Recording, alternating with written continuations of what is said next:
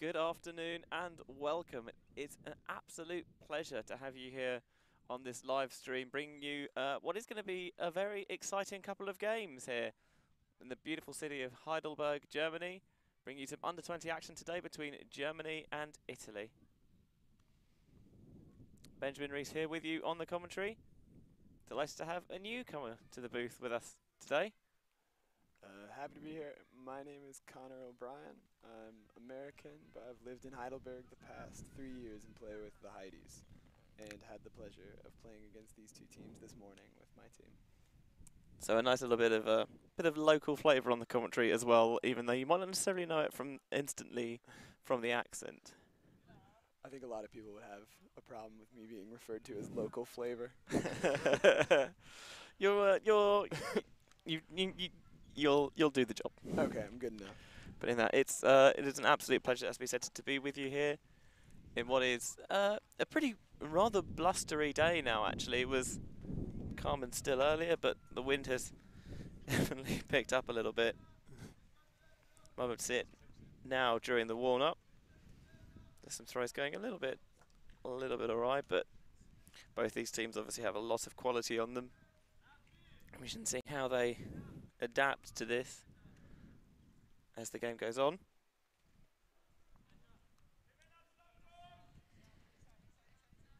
It'll be interesting to see how that affects these teams. I wonder who has more experience with wind. So this is the first of 2 test matches we've got today. Women's game coming up later. Both sides already gone through their early warm-up. See there the Germans getting a nice bit of organisation in, and we've had the flip already as well. Nice little save there. The Germans won the flip and elected to start on offence, as we're seeing it now. The Italians promptly chose the upwind end zone, so they're going to have the wind at their back to start. Having played both these sides this morning, how do you expect these sides to play with the wind? There's a bit more wind in the air than we had earlier. Yeah, a lot of Germany's games seem to be based on handler movement and very quick give-and-go passes, so I don't imagine if they're forced to make lots and lots of throws, this wind might be a huge factor for them. But I think both of them had the opportunity this morning to get we say in German, eingespielt, to get used to one another, to get ready for this game. So I think it's going to be really good. Both played with a lot of consistency. The Italian side is they're known for having a little bit of flair in their game. Certainly capable of making some splash plays. But talking to a couple of their coaches beforehand, something they've been working on this weekend is trying to take safer passes and not always go for that big shot, taking slightly less risky options, go for those 100% passes if they're available, even if they're not particularly exciting or you're not necessarily moving the disc up the field. Keeping possession is incredibly important. I think we saw a lot of that this morning against them. And in terms of flair, the biggest amount of flair we saw is that they never gave up on a disc on defense or on offense. We D'd the disc multiple times, and it just flew in random directions, and they always came down with it. They never gave up until the disc was sitting on the ground. Yeah, especially in this wind, you've always got to that just little tips and touches are not going to get the job done. And we preach so much on live streams throughout the years the necessity of catching your Ds, and obviously that's not always possible. But if you can do it and you don't do it in this wind, there's a decent chance you're going to get punished, especially for a side as athletic as the Italians are. I would be very surprised if they had as many chances against the under-20 Germans as they did against us, but I expect them to be all sprinting to the disc in those situations. They did a fantastic job of that. Yeah, both sides have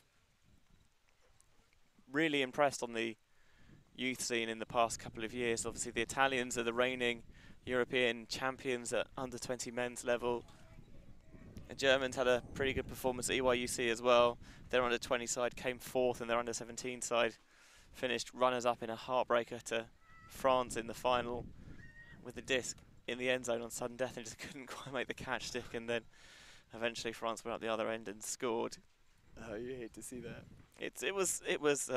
That was a wonderful week, but it was pretty heart-wrenching stuff at times. But that's part of the reason why you play International Ultimate is because it can it can kick you in the gut a little bit. But the highs when it reaches there's nothing like seeing players go out there and perform their best for their country, and it's really cool. Feels like a bit underselling it ever so slightly, but both these sides have put a lot of investment into their youth structures and getting players embedded in the international system early, and it proves to pay dividends as they age up. If you look at the under-24 championships that we had earlier this year over in Perth, the Italians surprised many people by getting all the way to the final, and they really pushed the Americans in the final there as well. And that's partly because they've got so many players who have come through these youth systems, who have played international ultimate before, and they're not overawed by the big stages.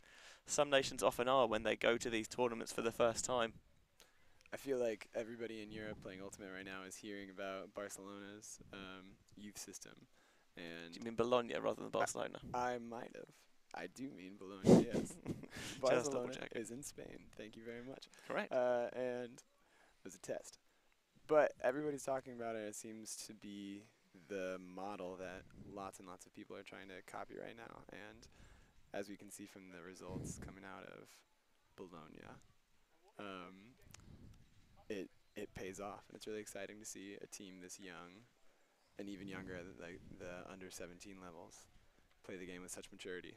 I mean, we're so used to seeing CUSB, the Waterloo and CUSB shout on the women's side as well, being really at the upper echelons of the European elite club scene. But they've got so much talent throughout, and it's one of these clubs where they've got so many different teams coming in, and they really do embed players young. And obviously that's a core team for them, but it's not the only team in Italy. Costa Rica from Rimini, they've performed pretty well on the international stage in the past, and I think part of the reason we see the Italians not afraid to throw themselves out a little bit, to use a turn of phrases, because a lot of them have got quite a lot of beach experience as well. Mm. And obviously when you play a beach, it teaches you to play with that fearlessness of throwing yourself, of not being afraid to go for everything and put your body on the line a little bit more. We definitely saw a lot of that this morning too. I hope we see some more of it in this game. Now, that's not to put down the Germans at all, because all of these players are more than capable of using that to their advantage. All but two of the German side have played played at the international youth level before, which is incredible for an under-20 team. Yeah, I cannot. Having started playing Ultimate with 20 years old, I cannot imagine how good they will be in 2 years, 3 years, 4 years. The teams will see these boys on from both of these sides. It's incredible the level of talent and depth that these sides have, because there are plenty of players who probably could have made these sides that weren't able to make the cut, and some you see it especially with newer international nations, that you feel like the bottom end of the roster doesn't necessarily have that depth. But with these players, if you look at the players perhaps that we've seen on the international stage before, that didn't make the cut, it goes to show just the levels that we have there. Knowing some younger players who tried out for these squads, and knowing them personally, and knowing some players who didn't make the squads, it was always amazing. It was to hear like, oh, he didn't make it, and then to come here, see so many faces I don't know, but they're performing on the same level at the same amount of quality. It is pretty formidable and pretty intimidating when you just see the level of depth and talent in these squads. And it's partly as well having these really ingrained coaching setups as well. Teams really, rather than have one person take charge of everything, they've all tend to have a couple of coaches. We're going to have something that's a little bit different now. The national anthems of the two sides. Oh, this is interesting.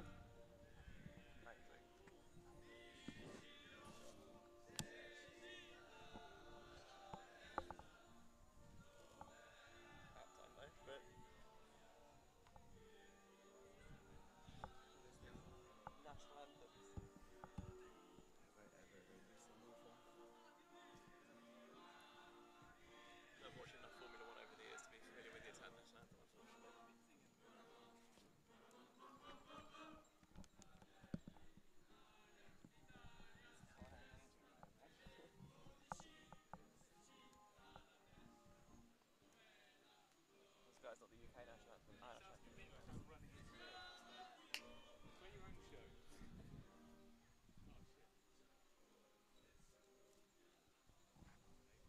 know, I've decided national anthems at a frisbee game is cool.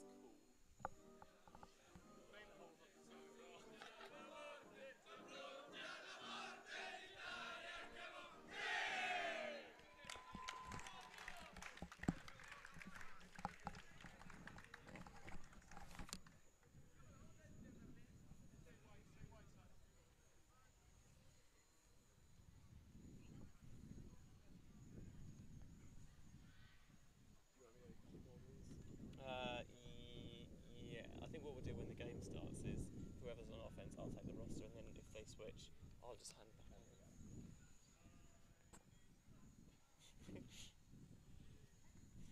Just getting it booted up. So funny that when it says the iPod dock,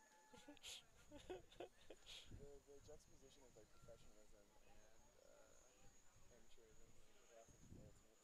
It's wonderful, isn't it? It's like I hope it never loses that. I really. It's like as much as like, although it's obviously terrible. Oh no, the World Champions can get the finals played, whatever. It's like switching them indoors. It's like, oh, cool, they can lose. Oh, we're gonna have really short semi-finals because there's like kids soccer book there in a gap, so we can't use it.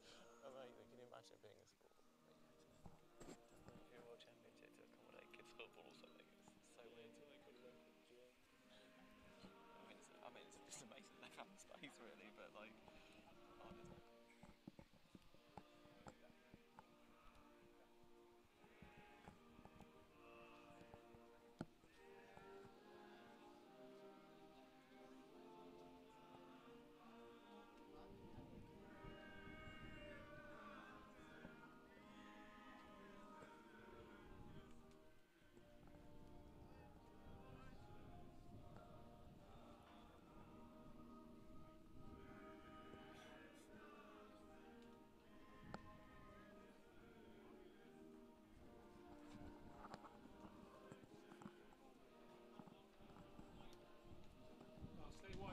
Stay wide on both.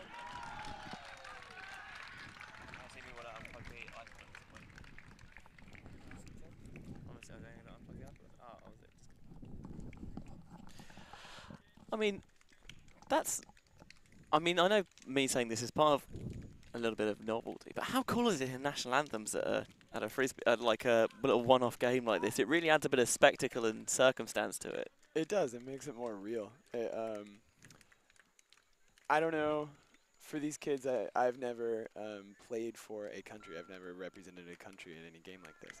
I've never had that opportunity. And I wonder if it makes it more real for these boys. You kind of imagine that it would have to.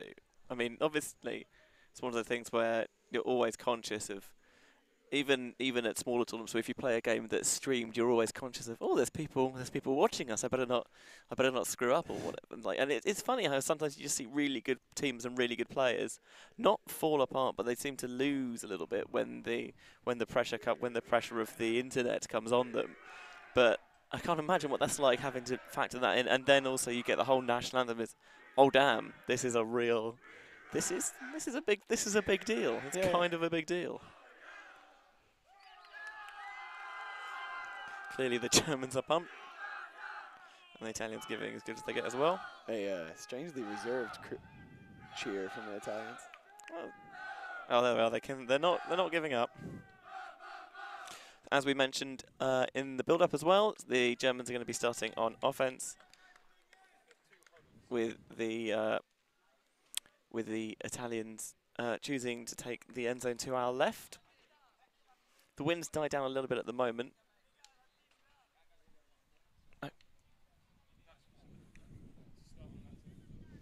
But when the wind does go, it's going from left to right and towards the camera as you see it. So going from the top left to the bottom right corner almost, as you will. So Germans have to work against the wind to start. If you're calling the flip in this situation, what would you choose? Would you choose to start on offense or defense, or would you pick an end zone? How would you prefer to do it? I think with a wind like this, I would vastly prefer to start with defense. I think the opportunity to break for the opening point would really set a tone for the team and get everybody going. But I think it shows a certain amount of confidence from the German team to take this offense, and we'll see what they do with that. It's always interesting how you play the flip, because there's no necessarily wrong way of doing it. If you're confident in yourself, then maybe normally you would think taking the option to go against the wind would not necessarily be advantageous. But if you back yourself to do it and you get it out there early and you get it done, it's a nice little mental boost early on in the game. So the first pull is up and we are underway. That's a really deep pull as well, going right towards the back of the end zone, and actually too far towards the back of the end zone. Someone certainly had their Weetabix this morning, so that's going to be a brick to start for the German side.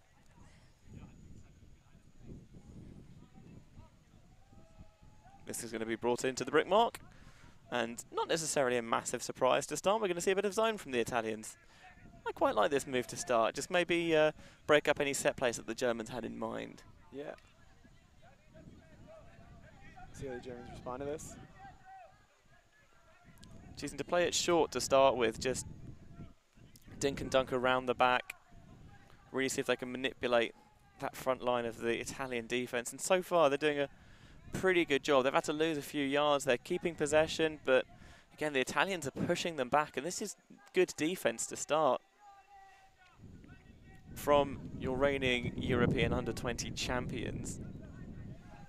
Anyone who watched that final will know how well they dealt with the Irish zone. Struggled a bit in the first half, and then gone through it. So maybe that's maybe dealing with a tough zone like that on offense gives you ideas for how to deal with it, how to set up on your own on defense.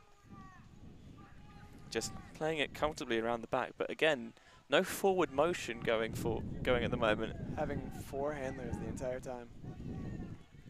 And they're so reticent to take those quick swings in favour of turning over. That's a nice little shot through, however, and they're beginning to get a bit of forward momentum going. But this Italian front line is doing a very good job of resetting backwards and dropping as a unit. They've remained their form the entire time. And now they're pinned on this sideline. Thinking about a big shot maybe, but just taking their time, and they're giving these little dumps back because they don't mind that. They're happy to let the Germans move the disc backwards. Maybe feeling that even if they're making high percentage passes, when you're making this many high percentage passes, the wind may eventually wreak havoc with one. You would think statistics would eventually rear their ugly head here. Germany's doing a really impressive job of keeping this cool. It's going to be interesting to see how long they can keep the patience on both ends, actually, whether the Germans choose to keep playing it short and whether the Italians don't get suckered into making any rash bids on defense. Oh, and there's the first maybe a little really dicey throw. Schlechter did a really nice job of saving this because it popped up in the wind, really beginning to rattle along the stadium now.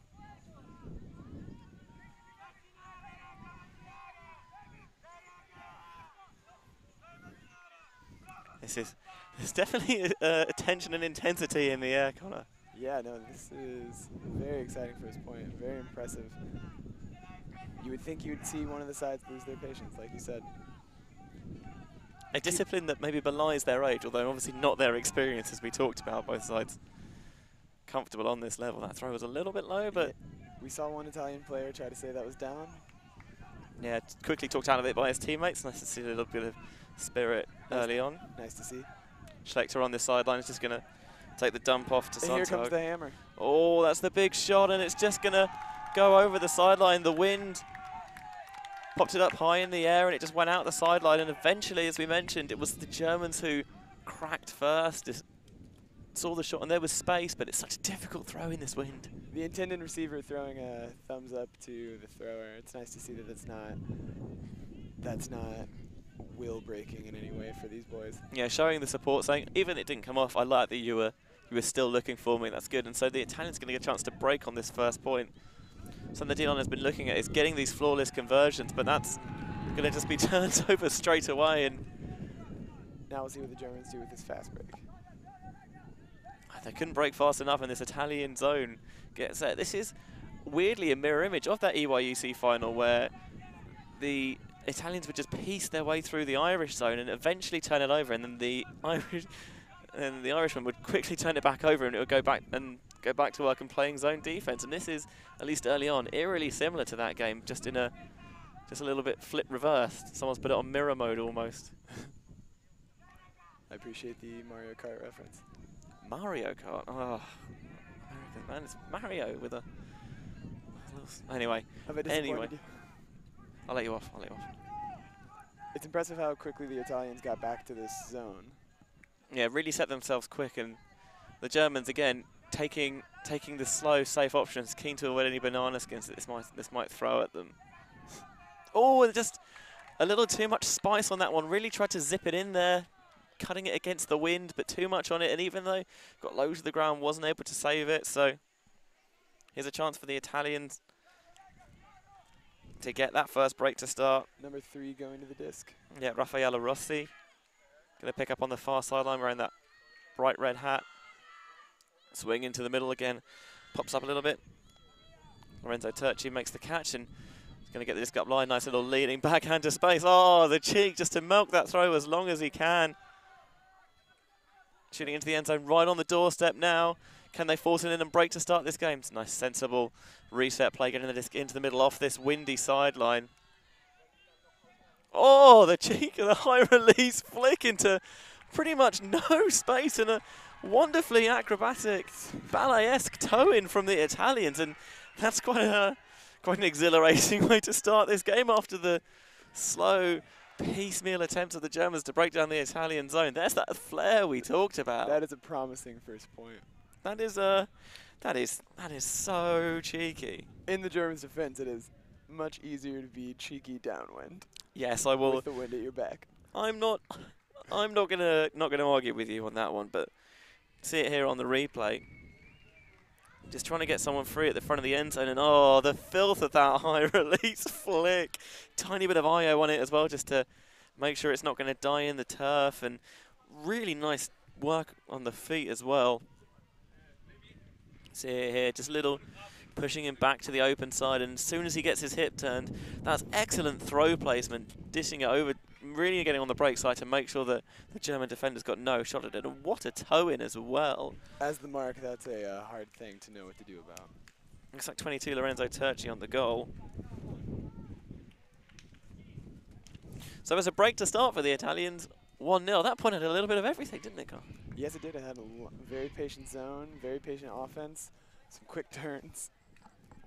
It was certainly a little bit of spice in there as well. So good to see that while it's always nice to see these youth teams play with discipline, there comes a point when you kind of do want to see them play a little bit more like youth teams and have a little bit of that young exuberance. We know on one level that everybody here is having a lot of fun, but it's nice to see it through plays like that. So this is one of the things that I find a lot when you watch really high level Ultimate, is that the players don't necessarily look like they're having fun, and I find generally teams that don't look like they're having fun don't play their best, with the exception of there's a few teams historically, like when Furious George were at their peak, they only seem to be able to play their best when they pretty much got into fist fights with each other. But most teams are not like that. They do thrive when their spirits are high and when they're really enjoying their Ultimate. Is this another zone or just very poachy? It looks a similar setup with 3 very close in at the front, 3 in the middle as well, and got a long, tall figure roaming the deep space, and the Italians making a concerted effort to get the disc trapped on this near sideline. Sontag has it at the moment.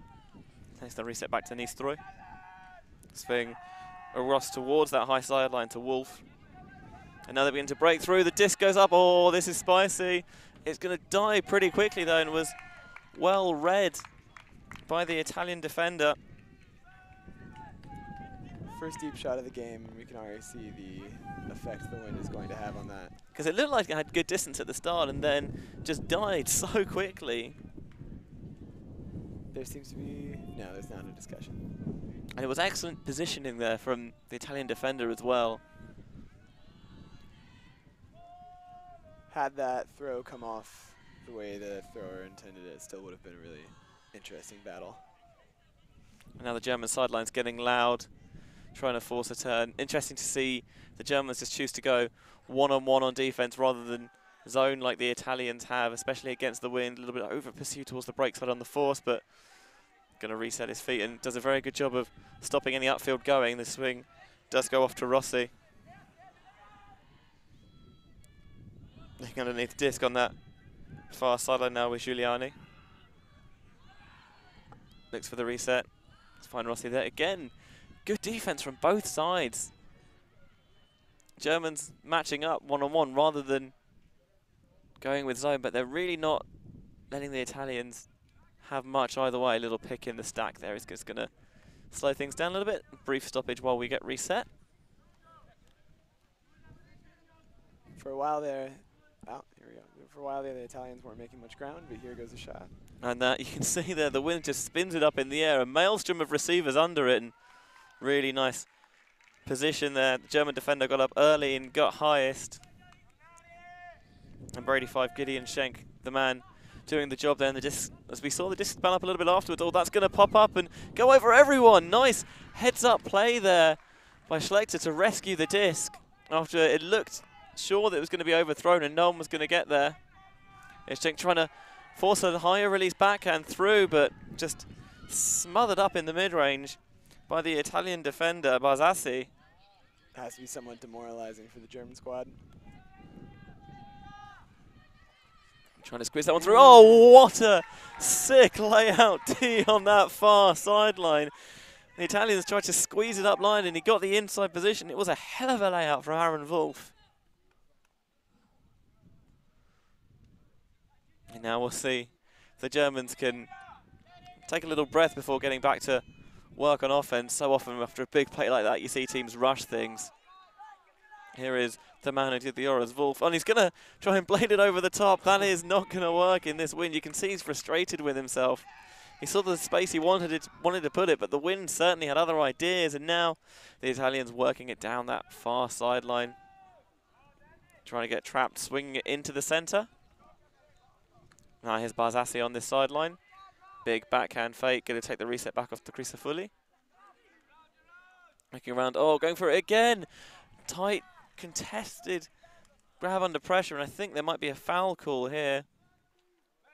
Number 99, Pascal Schwann. Was the man potentially with the defence. It was a risky throw into a very tight window, and it looks like it's going to be an uncontested foul. Okay. It was very tight.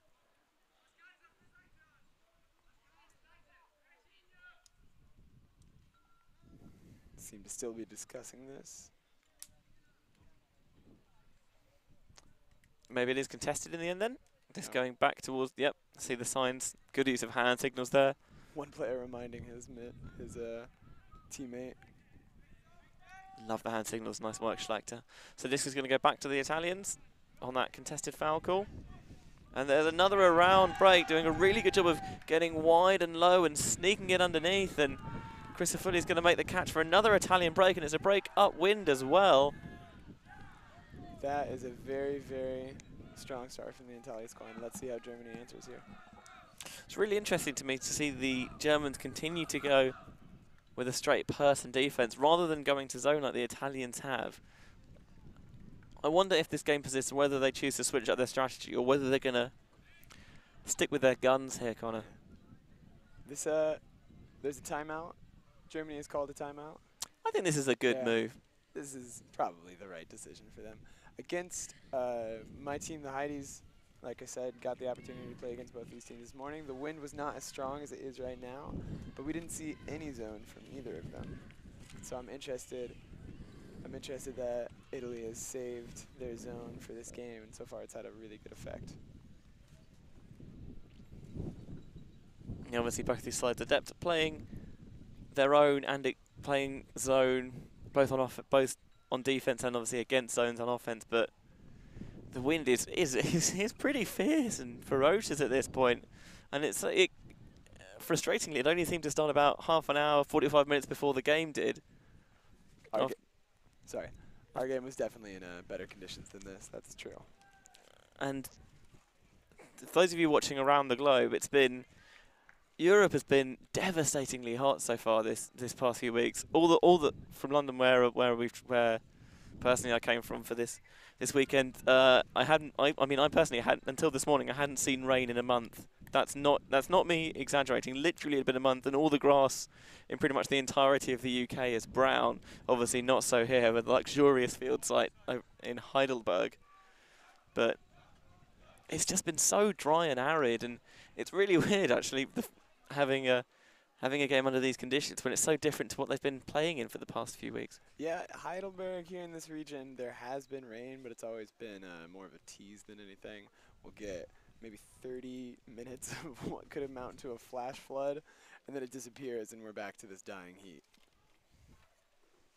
Now, obviously, as a Brit, it feels a bit disingenuous to be complaining about it being too warm. After obviously we're noted for having a good old moan about the weather in the UK always being overcast. But I feel maybe with the heat waves we've had, it's been justified. And actually, a little wind I wouldn't have minded, because it's been so hot. And even with the conditions now, it's very humid, and it's still probably mid to high 20s at the least. It's still very warm out, and it has been, but it's not quite this windy.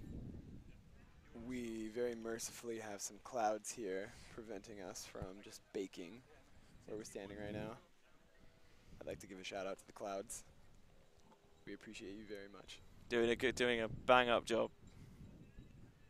Really suffocating coverage from the clouds right now in the sun.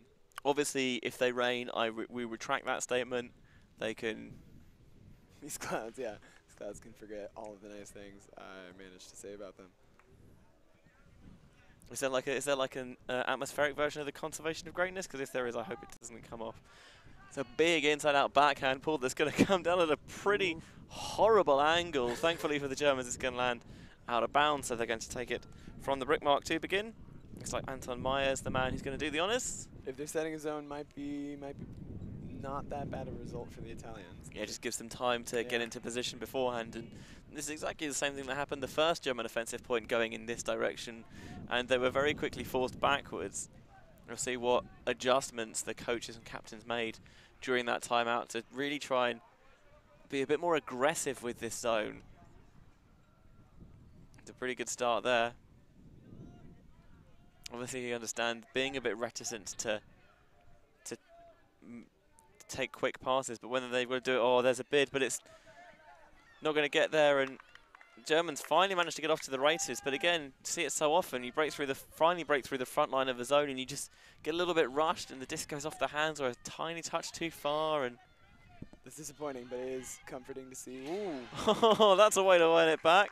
Rossi went for that high release flick again, and what a defensive play. Niels Julius Sonntag with the huge layout. And we mentioned pretty much all these German players with youth experience, and he was on the under-17 side that lost that heartbreaker last year in Veenendaal in the Netherlands. And that's a full-blown elite adult play there. Oh yeah, it's honestly a little heartbreaking for me if you reveal that he's 18 years old. We had a bit of a breakdown in the booth last year when we realised that no one in the under-17 division remembered the turn of the millennium, and it was a little bit. It's best not to think of these things. A little bit tear-inducing. You see the Germans making a concerted effort to really pick up the feet and try and do these long give goes to get the disc moving quickly, but that throws just a little bit low. Couldn't get his hands properly wrapped around it, could the German receiver. I like that look though. I hope that they keep taking those shots.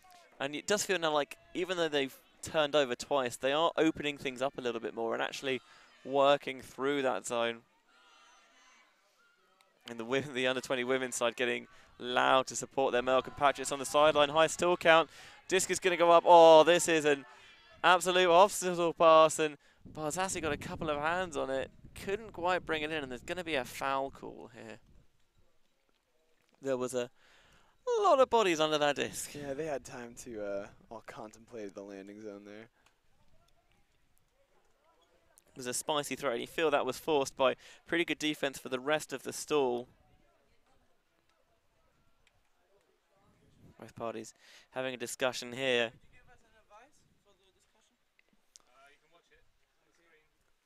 Having a look at it on the replay.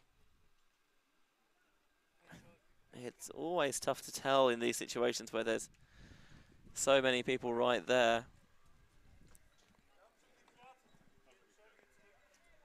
The disc is going back. We've been informed. It seems in these situations where there's so many people underneath it, it can often be so difficult to tell exactly what contact that was or when it occurred. So often there seems to be a lot of people think that if a contest is an inherently negative result, but sometimes it is so difficult to tell what exactly happened that it's often the right thing to happen. Oh, that was a There is some kind of violation. spicy Stall thing. out. Yeah, the throw popped up over the first receiver, was rescued, but still called, and it not necessarily surprising given that the first shot that went up. Seems like it's going to be contested though. Johannes Schlechter from the Germans. Contested stall count, and we see the disc go up. Yeah, there we see it once more. Looking at the big shot. Barzassi's the target once more, but that's just going to harmlessly fade out of that far sideline. And again, the German defense doing a very good job of really shutting down these Italian receivers, but their offense so far hasn't been able to find the same form. One thing that we saw in our game this morning is the Italians. This is not super relevant right now, but when they come out of a dead disc on the sideline, they often have no dump. It's a 6-person vertical stack where they're looking for isolated cutting from the one, which I found really interesting. One of the prominent figures of Italian Ultimate, Davide Mori, spent some time playing in the US with teams like Ironside, who favoured that no-dump vertical set. So maybe that's one of the things he brought over, and that's one of the advantages of having these experienced coaches with that international experience. There's going to be a strip there, but it's uncontested, and Germans get the disc back into play and swinging across the back of the end zone, and they really are at the back of the end zone. True Callahan country here for the Italians. This is not a very nice position to be in if you're the German offense. Not much room to huck it either. You can't even dump it because you're really right at the back, and it's about as back of the end zone as much as I've ever seen teams. Getting to the point where you're almost having to toe in on your own back line. That's a nice release valve, though. Hammer towards this sideline. Oh, a bid comes flying through. It was laid, and that's going to leave spaces somewhere. Another bid flying through, and that's going to cause a bit of contact to be absorbed. Very impressed by that first bid that no contact was created. I'm not quite sure how Barzassi didn't get contact on it. The second bid, I think it's Turchi, was not quite so lucky. No. And we did talk about it. The Italians not afraid to get horizontal and get airborne.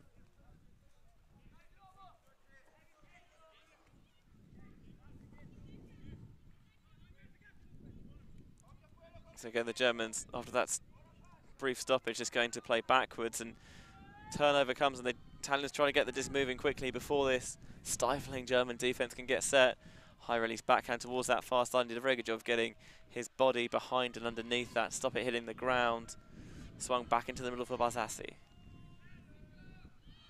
Look at his options, going for the around break, and that's going to come up empty. Really good force by Schenk, stopping that around.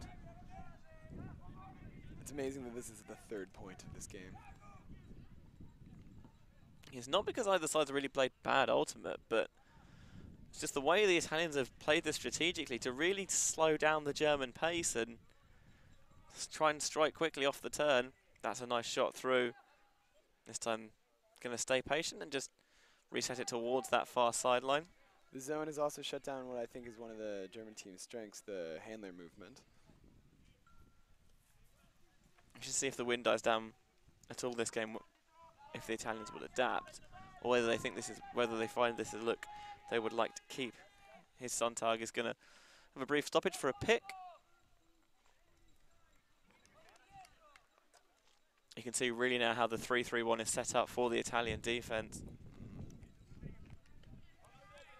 Reset back off. Takes the downfield, just takes a little pop, and again just a little bit of ping pong between the handlers at the moment. It's hard to take my eyes off this very tight cup here, but they've managed to break through it there. So things that maybe they might even be within the illegal double teaming distance, but see, a lot of teams actually don't mind that so much, because if you can break through that first line, then all of a sudden there's so much more space beyond. There's so many players wasted in this very small area.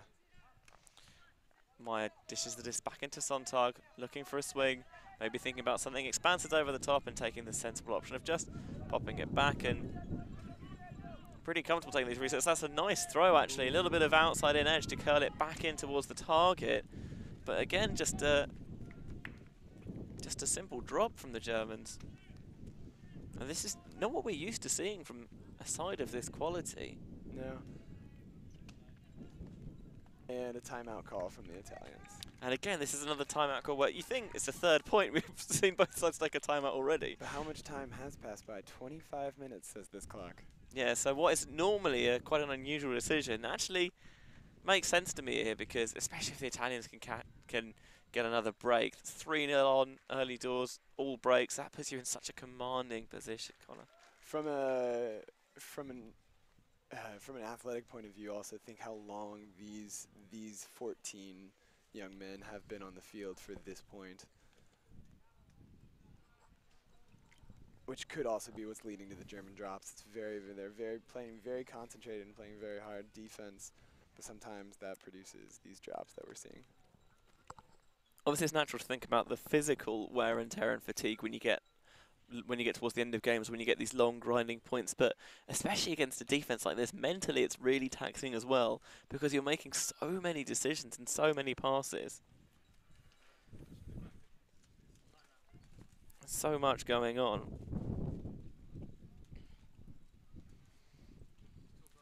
Joining us here in Heidelberg for this international test match between the German and Italian under-20 sides. Also been going on in Heidelberg this weekend, one of the European youth ultimate camps.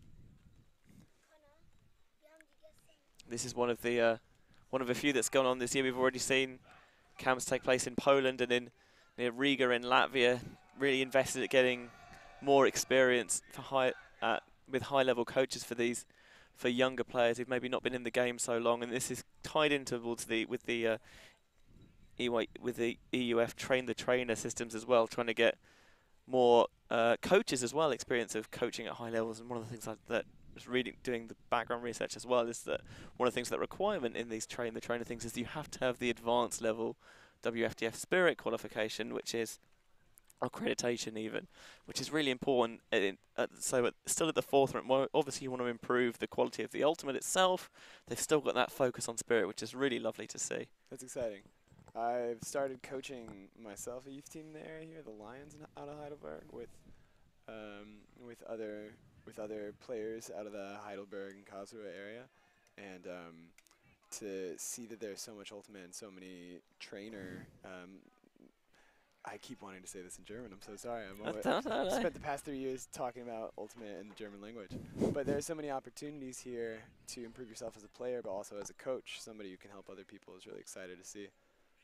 It is so exciting seeing so many more high-level players really want to make an effort to put back in, not just to their own clubs, but really at the youth level as well, and benefit not just you personally, but your whole scene in general. Oh, a little overthrow there. Trying to squeeze it down that far side, then did get fingertips to it. Couldn't reel it in, and so once more the Germans not playing patient this time. Oh, that was very, very close. Going to be a foul called. It's Barzassi who's been a really big aerial threat for the Italians, potentially with the D on Nicholas Engler. See, Engler went to immediately call the foul. Let's see if we can get another look at that.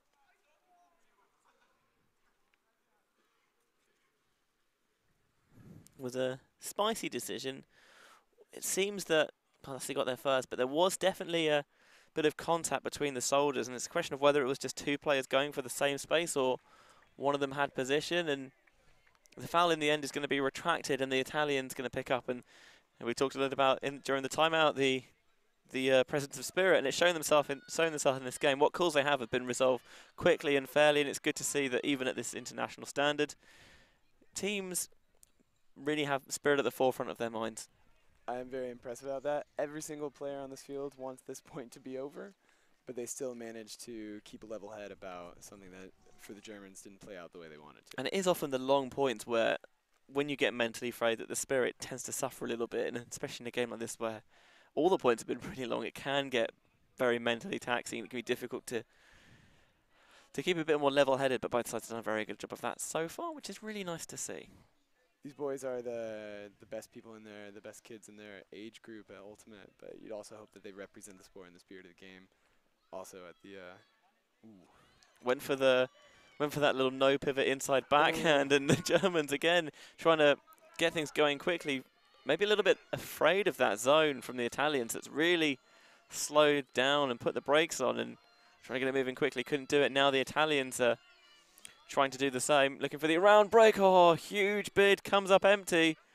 Working it towards the break side. Here's Barzassi going to go with the roll curving backhand down the far sideline. The bleach blonde hair of number 2, Lorenzo Gatti, making the catch. And that's another Italian break for 3-0. Yeah, this will be Germany's 4th consecutive offense point. A comment on Lorenzo, number 2 there. I'm almost certain he broke his nose in his game against us. And What? It looks very broken. He hurt his nose and he sat out the rest of the game. If we get a close up on him, it looks very broken. Oh dear. And here he is playing, very impressed. Not sure if it's a great medical decision, but Well, you're a player who seems to know it, who knows about bad medical decisions, apparently, Colin. and lots of people have told me that what I did was dumb. I recently broke my hand and continued to play the rest of the Disc Days Cologne, where the injury happened, and then played the first weekend of the mixed German championships the next week, and then finally went to a doctor who promptly informed me that my hand was broken. But then I think I don't think that's limited to you. I think Ultimate players are pretty well renowned for maybe pushing the boundaries of their injuries, whether that be continuing to play when you know you've got a knock or pushing yourself back from recovery. Well, none of us have a guaranteed paycheck from any team that we're playing for. We all are here because we want to be playing. I know personally that I've re-pulled a hamstring at one point because I pushed myself back too quickly, and that was not the most fun session of pickup. Very hard to wait. Broken nose though, that is some top stones. Again, I can't confirm that it's broken. Even so, if you take a big bop on the nose, that's never going to be comfortable. I encourage you to take a look at him later. I'll see what we can do. So here's the pull from the Italians. Going to see a lot of the same players for this German island. Obviously, they made a couple of changes, but it's always interesting to see when you give up a few breaks on the trot, especially these long breaks. Oh, that's a really nice put, low and not necessarily low, but flat and well picked up high by Schenk. It's going to go across the end zone, and that's easily the quickest point we've seen all game. Lovely stuff from the offense, and it was interesting because while it was a deep shot, it wasn't a traditional deep shot in terms of punting it as far as you can. Saw a spot he wanted in the middle of the field, and it was very tough for that deep Italian defender because he went with the deepest guy, but there was somebody who was closer to it who managed to get an intercept. Very heads up from that guy. I'm not sure if he was the intended receiver. But that's a good adjustment there when trying to split that zone defense, trying to make the deep defender pick a player to go with. Do you take the deepest man, knowing that if you gum underneath and don't get it, you're in trouble? And the Germans then did a very good job of rather than immediately pushing it to the end zone, taking a shorter pass first and then threading it through, and it's number 9 making the catch in the end, Bela Luksz. Watching that replay, 85 was almost certainly not the intended receiver, but very good play from him. Yeah, nice heads-up offense. Heads-up offense. I mean, we talk so much about heads-up defense on various streams, but you've got to be heads-up on offense as well. Always keep an eye on exactly where the disc is. I mean, even because if you're not the target, it's going to help you time cuts and continuations. But you never know when, especially in this wind, when the disc might pop up, and you need to be alert. We've already seen both teams come up with at least one catch or interception for not the intended target. So it was a really nice catch as well. Had to go out and pluck it with the right hand. And it's nice to see the Germans get on the board. We'll see what their D-line chooses to throw at their Italian counterparts. Currently down 3-1, but obviously still quite a lot of time left to play in this game. Unfortunately for the Germans on defense right now, the wind has definitely died down as compared to the first couple of points. And that throw is going to hang for an absolute age, and the German defense is right there. As soon as the ball goes up, and so many teams don't get themselves set after the pull properly. And it's nice seeing that Germany's right there instantly, and they've got the Italians in a tough spot, and there's an overthrow on that disc for the far sideline.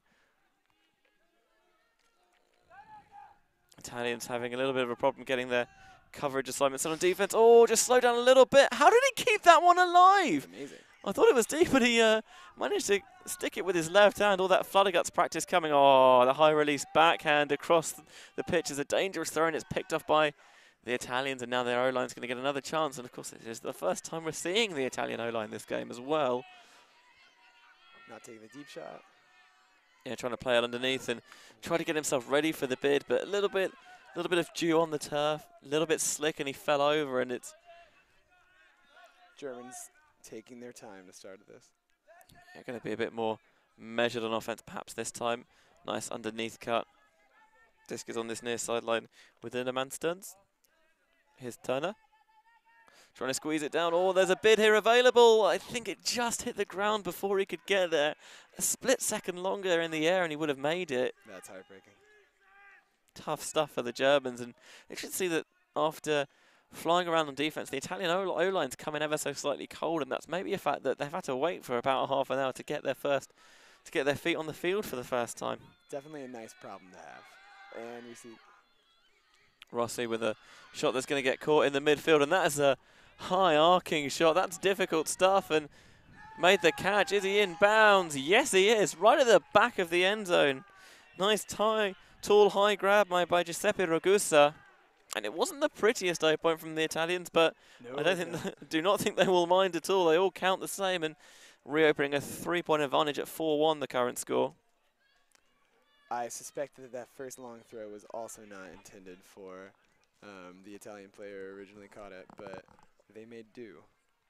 Yeah, maybe a little bit of monkey see, monkey do. Yeah, it does feel like it was thrown with a lot more force than a throw over that distance would get. And this was just a,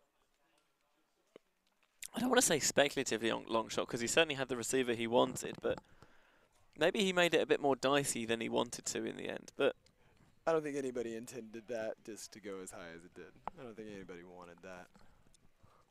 Really have to compliment the receiver on taking a position early and boxing out the defender. 33 had a very hard job getting around him. The Italian player did a very good job of establishing his position. And so often when disc up in the air, people just think about who's the taller person's going to get it, but getting a good box and getting a good body position is so important, and it didn't really give Dreja any chance at it. And that's what makes good receivers, not just that athletic ability, but also that skill and knowledge of both reading the disc and knowing how to position yourself, using your athleticism properly. Spatial awareness is such an important part of those like battles in the sky there. That's an excellent way of putting it, spatial awareness. Thank you very much. The battles in the sky is also me trying to very literally translate how I would have said that in German. My English has gotten much worse. I can't imagine thinking in two different languages. It must. I mean, I can barely think in one language, so trying to get a whole. I mean, Ultimate's a very jargon-based sport anyway, and trying to do that in two different languages must be an interesting challenge.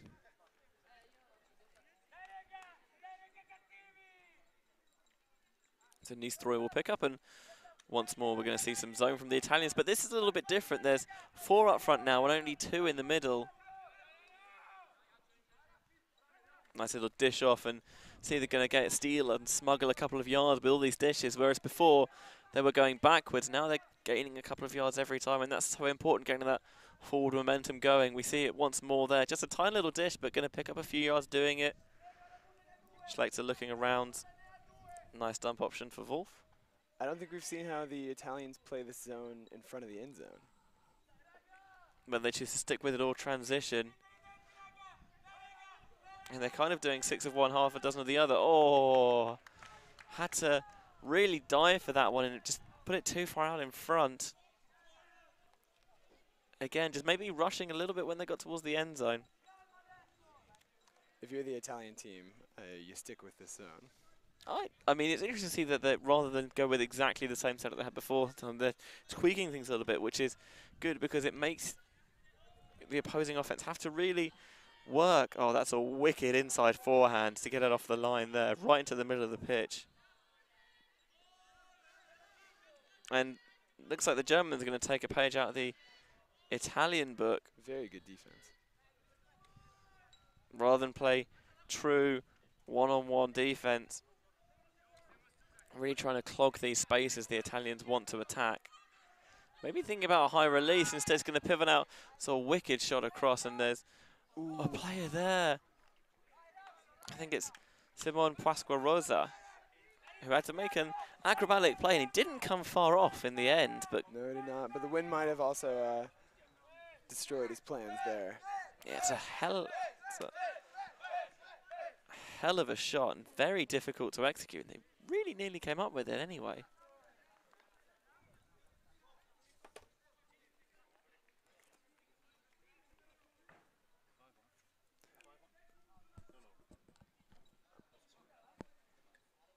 Nils Julius Sonntag, who's already got so much of the disc for the Germans, is going to stride towards the front of the end zone with the disc in hand.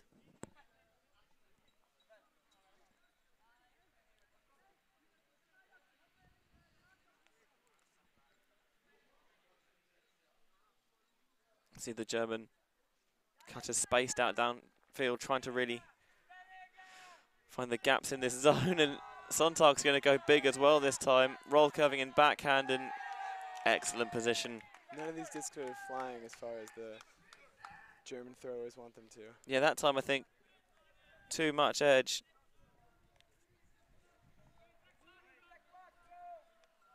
And the Italian defender had position and read that one all the way.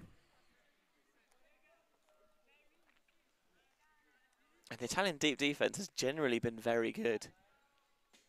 Could have done with that shot. Could have done with just being a bit further and flatter, and rather than make him get it in the air, try and lead him towards the end zone a bit more. But obviously that's easier said than done in these conditions. None of them look like bad decisions. They all look like the Germans have the spacing that they want to when the disc goes up. That's a really creative throw. Certainly one of the more unusual decisions we'll see. It trying to blade it towards the sideline, but it all worked. And the problem now is that you're trapped on the windy sideline. They're doing a very good job of getting it off Pasquarosa now for the Italians. Going to pop it inside to Comerato. And there is a foul on that throw. So looks like it's going to be uncontested, and the disc will stay with Comerato. Pasquarosa.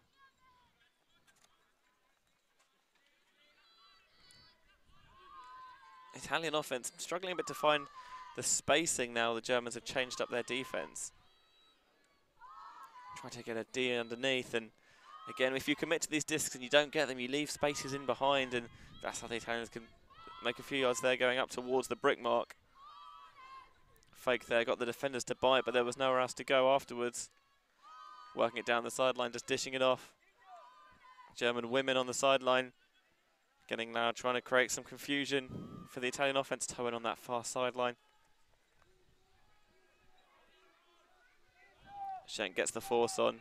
There's a reset there, has to lose a fair few yards though in order to get the disc back to Gatti. He's got a high release flick in his locker as well. Oh, and that throw's a little bit late, maybe got too much of the disc underneath the wind. German's big enough, and I love this, running the gauntlet all the way down that far sideline. Germany more than happy to walk it down. Obviously not literally walk it down, because as we all know that would be a travel, but they came as pretty much as close to you could without doing that. Very good point, Benny. Thank you so much. Obviously you knew that anyway. No, you don't know that. Oh, what a hammer. Tries to tow it in, is able to keep his first bit of contact in the end zone. That was from our perspective, that did not look in, but nobody on the field had a problem with it. That was a hell of a throw from Schlechter. We've seen him more be a bit safer, but that was seemed to pull that one out of nowhere, like a magician pulling a rabbit out of a hat, and it kept it low and flat and really zinged it across the pitch. I'd like to imagine I like that he holsters those. I like that he only brings those out once in a while. Makes him impossible to predict. There's the turnover from the Italians again. The disc was just a little bit high and behind and wasn't able to bring it in. And looking around, got the upline. There was nothing coming towards this front cone, and turned around and immediately zinged towards the far corner. And I think actually on the replay does do a very good job of just keeping his feet in front of the end zone and then sliding after he makes the catch. And I like that they've opened up a little bit more with that hammer, because as soon as you can get those off, especially if you get those off early in the game, it's always in a defender's mind, especially on whether that be downfield, knowing that you can't just completely give up the break side, or whether you're on the force, thinking that even if someone just begins to show it.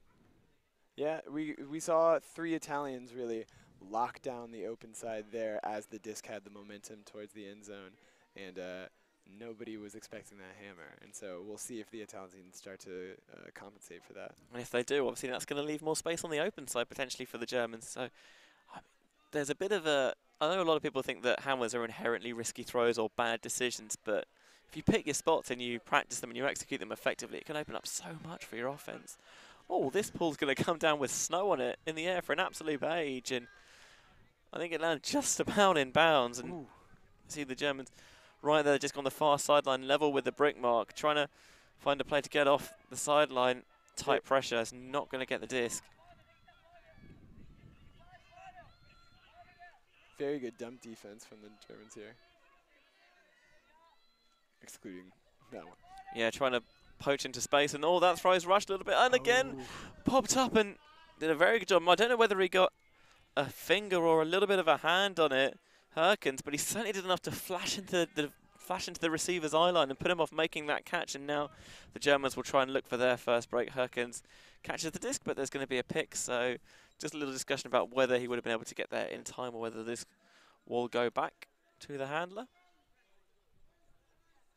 But Herkins just even being there, even if he did not interact with the disc whatsoever, is a huge thing for the intended receiver. It's very difficult to make that happen. Even if it was phantom defense, it was a good phantom defense. It's a skill. And it's why it's important when the disc sits up to, if you think you've got a chance at it, go for it. Because even if you don't, you never know what knock-on effect that might have.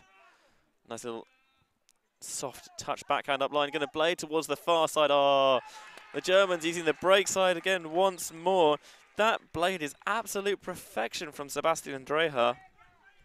And Julius Turner is the gleeful recipient, and so that's an upwind for the Germans as well. A nice way to break and claw back a little bit now, reducing the deficit to 4-3. And after it looked like at the start there was a little bit of there was maybe a sneaking suspicion that the Italians might begin to run away with it. The Germans have fought back now, and it's nice seeing that mental fortitude from such a young side. And like you said earlier, it'll be really interesting to see if the Italians prioritize the break side, defending the break side a little bit more. The past 2 German points have been big hammers or blades into the break side. And what's interesting is with the Italians generally forcing, when they went to one-on-one coverage, forcing towards this near sideline where the wind has been blowing. It meant there's different types of breakthroughs, like you mentioned. One was the hammer and one was the blade. So it's not that you know that, oh, maybe if we switch the force the other way, if we go forehand rather than backhand, or home rather than away, whichever way you prefer to put it, that we can shut these breaks. Because they've shown that they can do it attacking the break side from either direction. And as we mentioned, those, with the wind coming this way, those are break throws going against the wind, and those are tough throws. They made them look easy, but they're not. They're certainly not. But both German players who have thrown the past 2 points have shown no remorse, just ice cold. And that's obviously what you like to see. That ball's going to draw towards that far sideline. It's going to sit in bounds. They did a very good job of getting those balls to go towards that far side, but not getting them in. And a little bit of contact there. Gassi calls the foul, and it's quickly uncontested. I think the German defender knew he got a little bit too close there and had the bump. Slows things down for the Italians here in a way that they might want. Just take a little breath. Leading IO backhands towards that far sideline. See Gatti getting really low with that, and there's defenders peeling off. There's the blades towards the centre of the pitch, and again that low release backhand, and running a bit of homeboy now, the Italians. This is the second time the Italians have gotten away from the break side with that knife. Away from the force side. Yeah, it's a creative decision, but it's worked well for them so far, and just a low throw, tried to get his body behind it and couldn't quite get it to stick in the bread basket. In the bread basket?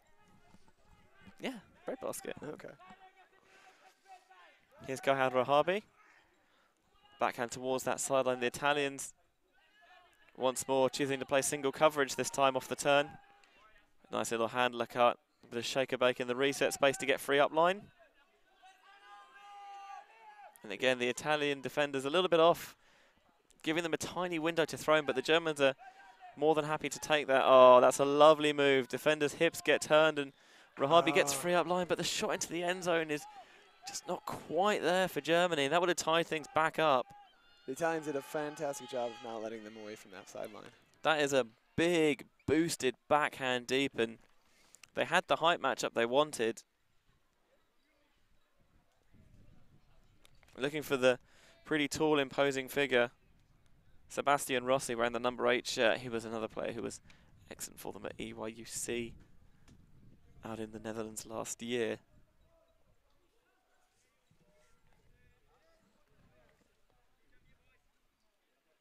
Rahabi once more is going to pick up the disc for this German D-line. This is his, I make it this first point on the pitch. He was another player who had a bit of a breakout for the under-17 German side. Oh, what a point block. Clearly put the commentator's curse on him there. Just a big smothering force, and Davide Parodi just slammed the door in his face on that point block. Raffaele Rossi picking up the disc. This is a good German defense. I've been really impressed. And he gets the disc back. What a way to make amends there. Rahabi comes scorching through on a pretty huge layout D underneath. I thought he'd given him the channel, but just exploded out of the blocks there. Just keep talking about him. The game will at least be interesting. He's yeah, he's not gonna die wandering, is he? What a play. There's going to be a foul called on that dump. I thought the cut was a little bit physical, maybe a little bit of push-off from Jasper Linde. Chris Fully, the player, calling the foul. And I think he was within his rights to there. Felt like it maybe used a little bit of push-off there to get free in that reset space. The Germans have definitely had frustrations getting away from that line. Here's Rahabi. Oh, another bit, and he steals it. This is exhilarating stuff. You can barely pause to breathe. Raffaele Rossi getting the D and immediately taking off deep. Here's Lorenzo Gatti for the Italians. Thinking about the hammer, putting it back in the locker. Not opening his toolbox with that just quite yet. Rossi does it, and he goes for the quicker round without the pivot, and you could see that he really wanted to get it out quick before the force could come across, and in doing so, rushing it and just harmlessly hit the turf, and the Germans are going to take a second time out of this half from the hands of Jasper Linde. Oh, I need a little bit of a breath here. 4-3 the current scoreline. Oh, let's have a look at some collection of highlights from that point. And there's been a fair few. This point is at it all. That was a very nice hug. Here's Rahabi trying to squeeze it down the sideline. And is that with the foot? The knee? Whatever it was, you see the advantage of getting really wide, and Rahabi was, you could see that was playing in his mind, and it's nice when, especially young players, make mistakes and they're keen to get it back, and the throw there, that's not a bad decision at all, but just flying through with a block, and the receiver, Georgiadis, just maybe caught a little bit flat-footed, and flying through with a block was Rossi, and this is a hell of a game, Connor. What would you be saying in these? What are they saying in these huddles right now? What do you say after a point that's gone out this way?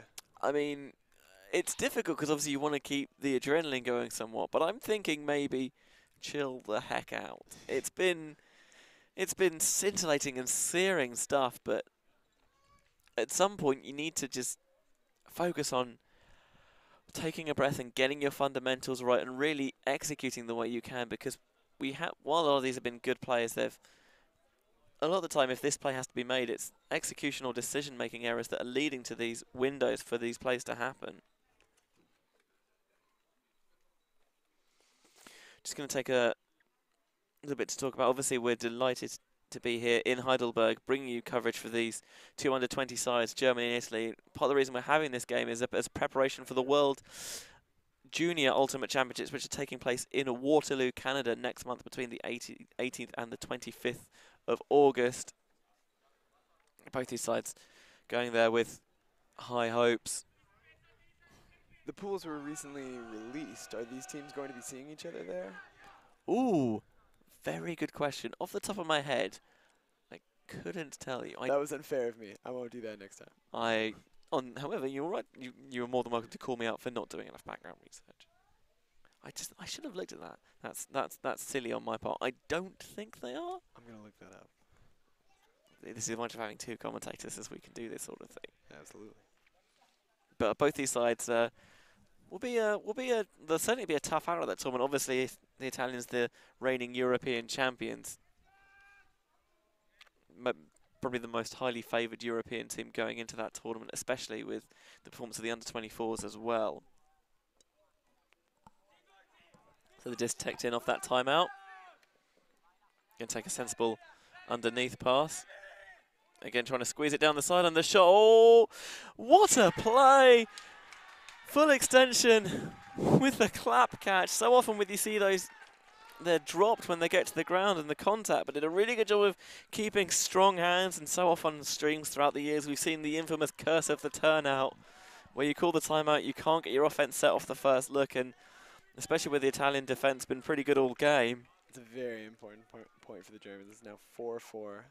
But that shot was, in all honesty, a little bit too far, but having faith in his receiver, had separation, had to zing it in there down the line. That is a hell of a grab. Damn. See it again now from the low angle. Camera crew have been doing an excellent job so far. And the shot from Turner, maybe a little bit further than he wanted, but I'm sure he'll say he was just trying to make his receiver look good. And boy, did he look good. Well played by the receiver. He did not expect to have to work that hard for it.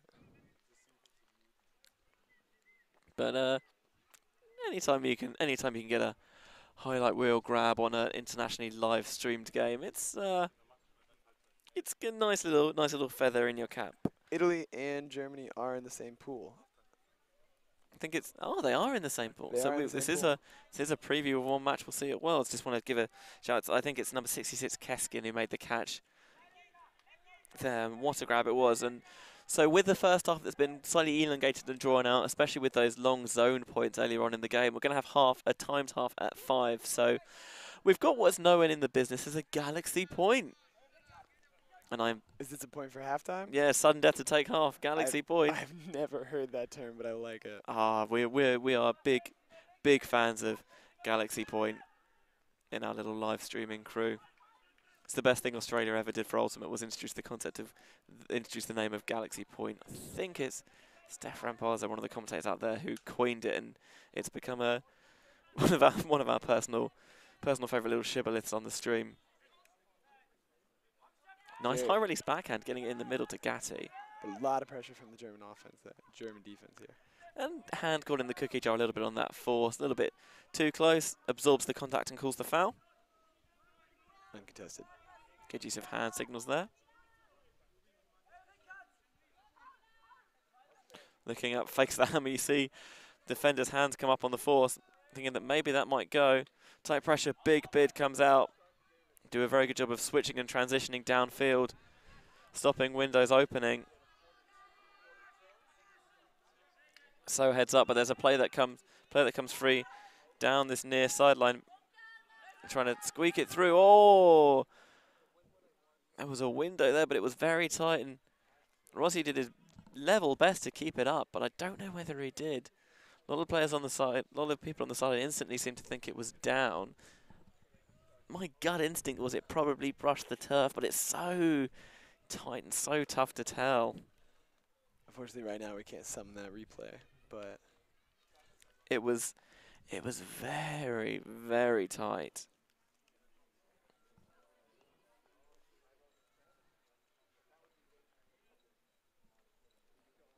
Players trying to talk it out and come to a resolution. A couple of players on the sideline trying to offer their perspective.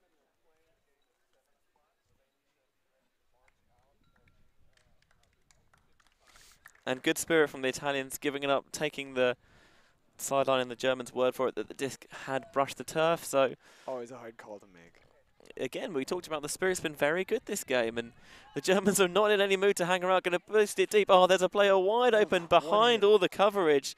Turner's been a key player for this side. He's just going to dish it off for the break, and Galaxy point in a rather truncated half points-wise. He's going to end with a 5-4 German lead. Paul Herkins catching the little dishy pass for the goal. In terms of a reception, the actual scorer probably won't have an easier goal. Yeah. Certainly not this game, probably not at WJUC either. You would not think so. But it's been a wonderful half of Ultimate. Credit as well, what a put that was. Immediately blasting it deep. And especially, that's a really tough, but that's about the worst position you can have the disc being checked in. Right in coffin corner on that front end zone cone, on the windy trap sideline. And the Italians made the conscious decision of trying to force the disc out. And just somehow was able to get a nice edge on it. Defender, receiver got free behind it. And was able to make the catch and then dish it off for the 5-4 half-time lead. Corner's done some excellent research work. Yep, definitely in the same pool. What a tough pool that is. Canada, Italy, Colombia, Germany, France, Netherlands, Mexico. Belgium are really underseeded down there, and China could potentially throw some spanners in the work as well. Is that also the seeding order, the order in which they're listed? I believe so. So, Interesting. just going to, as mentioned, looking at the potential pool, the actual pools for the World Junior Ultimate Championships in Waterloo, Canada, taking place during the middle of next month. And obviously, it's a little tester in a couple of mentions as well. Obviously, we're delighted to be here in Heidelberg, the west of Germany, where we've, as well as having these games, we've been having one of the EUC camps as well, EYUC camps as well, one of the European Youth Ultimate camps. They've seen a couple already this year. There's been one in Poland and one in Latvia, and they're here now in Germany, trying to get a lot of youth players involved with higher level coaches and perhaps slightly different coaches that they're used to as well, to get some different areas of knowledge, and that's tied in with the EUS train the trainer scheme as well, to get more coaches, high level experience, again coaching different players and coaching with different coaches and absorbing more information. And as well as one of the other reasons why it's great to be in Heidelberg, as well as just Heidelberg being a lovely city, as you will attest, and it is ridiculously picturesque. It's also the host site for the World Under-24 Ultimate Championships next year, which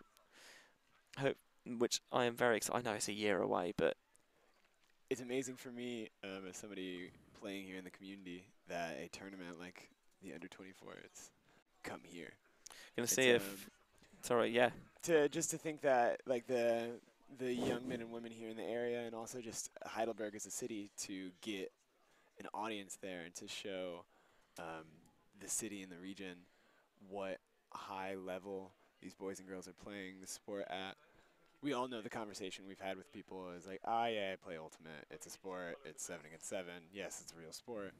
To be able to have a tournament of this quality going on here in our backyard next year is a really exciting opportunity. I mean, we're seeing the highlights from this first half now, and when you consider that's just a half of Ultimate, not even 9 points. Yeah, and just people flying around all over the shop, monster throws, amazing aerial duels. But also tactically, the things that don't appear on that highlight reel as well. It's just been a very smart game by both of these teams.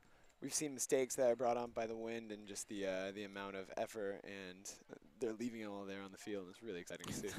They certainly are leaving it all out there on the field, and what a field to leave it out on as well. This is such a fantastic facility, and delighted to be bringing you coverage from this under-20 test match between Germany and Italy. Obviously, this is the men's game. We've got the women's game coming up later. First pool scheduled to be at 7 o'clock local time. I would like to thank the crew here. I am not, as we mentioned in the beginning, I'm a guest. I am honoured guest. Thank you very much. I'm not a part of this crew here, but the professionalism you men are displaying here is really impressive, and I think all of the players here are thankful that this is being presented in the way that it is, that people home can be watching. I mean, any time you get a chance to cover Ultimate of this quality in what is, I mean, me and I've personally come over from London, and it's when you think of the grand scheme of things, when you consider we've just had the World Championships in Cincinnati, Heidelberg seems like Heidelberg seems Hop, skip, and a jump, yeah. well, quite, and it's been such an easy thing to do as well because we've been so well accommodated this weekend as well.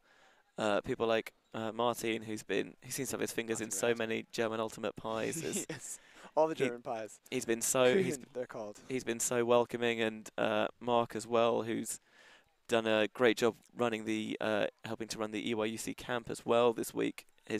Everyone, and that's just 2 names I'll give, but everyone we've met has been so welcoming and friendly, and there's no doubt in my mind that Heidelberg is going to be a brilliant host city for the World Under-24 Championships next year. It's going to be a lot of fun. It's going to be a lot of hard work for people like you, and so we really appreciate that. And it's certainly a lot easier to get to than Perth was in January. Yeah. I mean, that must have been wonderful. Pretty. I wasn't able to make it out there, as for probably understandable reasons, given on it's literally on the other side of the world for us. But having seen how under-21 and 23s in the World Championships was in London, there's nothing quite like having that world's atmosphere, and it comes across on the complex and it comes across on the live streams as well. And I am so excited for the World Under-24 Championships next year, and everything crossed that I'll be able to commentate on it again, especially if the games are as exhilarating as the first half has been here. Connor, is Benjamin Rees alongside Connor O'Brien? Connor O'Brien, yes. Wasn't Connor O'Brien one of the bad guys in 1984? If that's true, I'm not aware of it. He's actually, I don't think you ever find out his first name. I think he's just always known as O'Brien. Okay. There's a singer-songwriter who plays for a band called The Villagers. They're out of Ireland. Because of course they're out of Ireland with a name like Connor O'Brien. Oh yeah, I like Villagers actually. That's a good shout. Well remembered. Yeah. I guess you probably might have had to do that more than once. Well, no, the thing is I also play music and I also write songs, and he is definitely completely eclipsed me. Not that I came after him, but there's no chance I can use my name as like an artist thing. He's already staked his ground pretty clearly. Oh, we need to come up with like a cool new name instead. There is a very good German pun, and so somebody who comes from America in Germany is referred to as an Amerikaner. And so Amerikaner. I promise you I will never use that because I don't know if I could look myself in the mirror. But it's very tempting. That is very tempting. So we're just about to start the second half here. Thanks for joining us on the WFTF YouTube channel, bringing you the live stream of this under-20 test match between Italy and Germany. There's Benjamin Rees alongside Amerikaner here in the commentary booth. Ooh. Yeah, I'm sticking with it. That was a mistake. Germany polling? Oh, it's not going to quite go back in bounds, and this is going to give Italy really good field position. This is not how Germany wants to start this half. No, seeing exactly where it went out of bounds, I think the Italians are just going to take it at the break mark, rather than deciding to get the disc on the trap sideline, maybe give up some vertical yardage to get horizontal yardage, if that makes sense, get the disc in the middle from the break mark, really be able to attack both sides. I think also if they can't pick up the disc in a very fluid way and just get the offense started very quickly, the brick is going to be, you just missed a very chippy short-range knife. It was very fun. Ah, damn it. Just look the other way for a split second, and always keen for that little bit of spice. Little bit of Tabasco in the marinara for the Italians. Here's Rossi. Throws a little bit low, nice little bit of running it down ever so slightly, taking it a bit late, going low to the ground is Liam Crisafulli. It's going to be a pick downfield. It's going to cause a temporary stoppage. See how this Italian stack set very diagonal. They're leaving a lot of room over there on the open side. And there's no immediate dump. And this looks actually quite Japanese to me, where you've got this set quite diagonally. And often the Japanese look to isolate the front, but again they have one player come off isolating space, and on a high stall just goes to shoot it into the end zone, is greedily plucked out of the sky by a white shirt. And a chance to break. There's been a foul on the mark there. Yeah, got a little bit too greedy, perhaps. The disc will be checked back in by the Italians. Nice swing into the middle. Looking downfield. Nice switch there. Going to put a little bit of pressure on that underneath, but didn't quite get there quick enough. Into the middle now for Herkens. Nice throw again. Do a very good job of throw placement there, hitting the outside shoulder. Dreher's going to try and shoot one deep, but it's going to hang. It's got the height matchup. Did the German receiver. Krisa got up early and plucked it out, but it's going to be a foul called. Came from the backside, did the Italian defender, and maybe got a bit too close for comfort for the German. Looks like that might be retracted. Yeah, again, we talked about how this game's been really well spirited, and again, quick resolution, and there's going to be a discussion. Obviously, Krisa caught the D rather than just knocking it down, so he has to be the one to take it. But they don't seem to be calling that a turn, which I think might be within their rights there. Yeah, Woofduff eliminated the double turnover in that sense, okay. where I think the player does have to be the player who caught it did have to be the player who picks it up. But maybe the thinking that rather than just retract it, maybe there was maybe a bit of bump from the offense as well. So either way, both sides are happy for the Italians to have a different player pick up the disc, and the Germans very nearly stole it back on that short little swing pass. Oh, you see the German sidelines getting loud. Once more in Callahan country. This time the Italians backed up.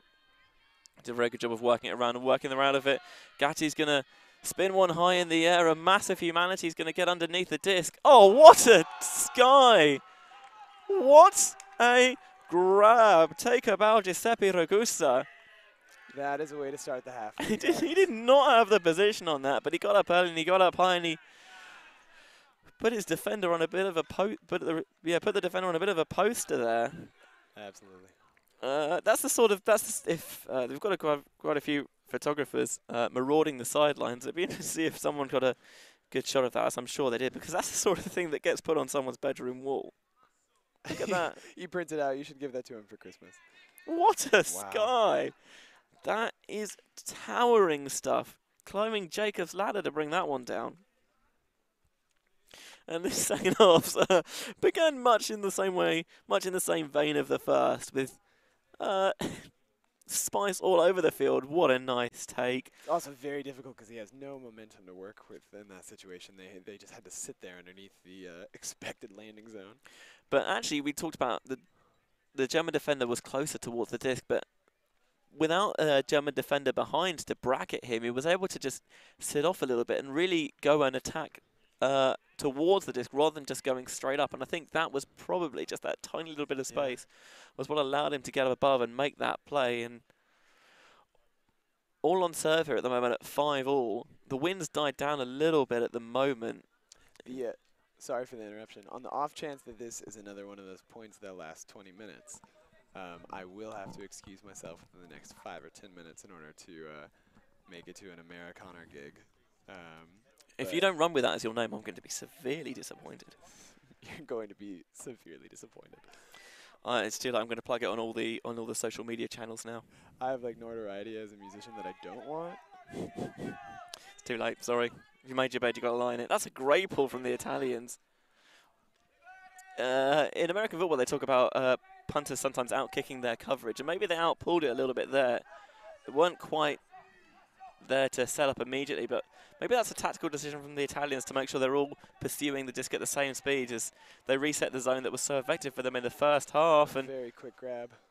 It's rewarded them with a quick turnover, and Comarato has it now. Is going to dump it towards the middle. You see the Italians really attack the disc at speed, which makes it tougher to slow down, and that's going to get you a couple of yards after you make the catch. Here's Comarato to Rossi. Rafael Rossi with a high release backhand bid, absorbed the contact well. Going to shoot it for the front of the end zone. The Italians break and they are back in the lead for the first time in this half. That is an impressive beginning to the half from the Italians. It's going to be something very hard to come back with. And This is a similar trait that we saw in the under-20 EYUC final last year, where after a pretty slow first half, the Italians really made some nice coaching adjustments over the halftime break and came out and were able to put some points on early in the second half. We see there, this is the first time I'm going to say it on the stream, so anyone who knows my commentary, this would certainly be one of the drinking game rules. Really jamming it in the jam hole at the front of the end zone there. The jam hole. Jamming it right in the jam hole. No, I misunderstood that due to your accent. I thought you were saying jam hall, like a hall where you can jam. Oh right, I see. What, like Yeah. a nightclub? Yeah. Yeah, that I totally know what you want about. I do those sorts of things all the time. You jam at the jam hall? I can jam at the jam. Oh, we were having a discussion actually a couple of days ago with some of my friends about what an ultimate pub would be called. It would totally be called the Jam Hole. 100%. I feel like the community is so based on puns that it'd just be paralyzing to pick one. The Jam Hole would be, yeah, bar with nightclub attached. We also quite like the two hands. 2 hands. That's good. There were a couple of good ones in there actually. I like that a lot. Conservation of greatness. It's a little bit wordy. I think the key to a good pub name is that you're able to shrink it into one or two syllables. Yeah, you're right. You're right. I'll keep brainstorming on that. Keep it in mind. If anyone is listening and has any good ultimate pub names, actually you can get in contact. I would like to hear those. Obviously, you've probably got better things to be doing with your time, but if you do have any that are particular standouts, get at me on Twitter. You can find me at Benjamin Rees. BenjaminRWS. It's always nice to hear from people who are watching the stream, wherever you are, whether you're here in Germany, maybe you're pretty close to Heidelberg, or you're over the other side, maybe you're watching your compatriots back in Italy, or maybe, who knows, you're on the other side of the world. You need to keep up your ultimate consumption after Worlds finished last week. I think we all went into withdrawal. Oh, it was so, we had the World Cup, and then we had Wimbledon clashed at the same time, and then went straight into the Frisbee, and then everything finished, and it felt like there's a bit of an empty hole in my life. I'm delighted to fill with this scintillating game. Here's Schwann for the Germans. Trapping him right on the side, and didn't gather that cleanly, did Sontag. And this Italian sideline patrolling the 3-meter line is really, really loud. And maybe a little bit of discussion about an infraction on the mark. Sontag's going to shoot deep, trying to toe the sideline. Oh, Schenk got a hand on it, but could only palm it away. The one advantage for the Germans, I guess, is that they are going to get the disc back in. You could see the Italian player going down the sideline. Obviously, on offense, you're constrained by the bounds of the field. And on defense, you have no such worries. You can really go out and attack the disc. Unfortunately, at this very exciting point in the game, I will have to excuse myself. Thank you so much, Benny, for including me. I hope to see you again. It's been an absolute pleasure. Hope to see you again in 2019. Hope, if not before then. Yeah. And I'm very excited to hear how this game goes. Enjoy. Thanks for having me. As Connor makes his bows, I'm sure he'll be trying to stream the exciting conclusion of this game wherever he may be. There's a big shot from the Italians. Oh, there's going to be a foul called there, and the Italians, maybe second time even, couldn't get it, and a layout clap catch at the back of the end zone. Again, this game continues to be exhilarating, and it's weird how a game that started so slowly has just found a real second wind, and the Italians have done the same in the second half. It feels a little bit like deja vu all over again. A 3-0 run from the Italians to start the second half. Taking a 7-5 lead right now. See the Pasquarosa got a little bit of a bump and called the foul, but players didn't stop and continued all the way, making a nice layout grab at the back of the end zone. See it again from this lower angle. Excellent grab. Good focus. Again, clap catching it, make sure he didn't ground strip himself, and this German side needs to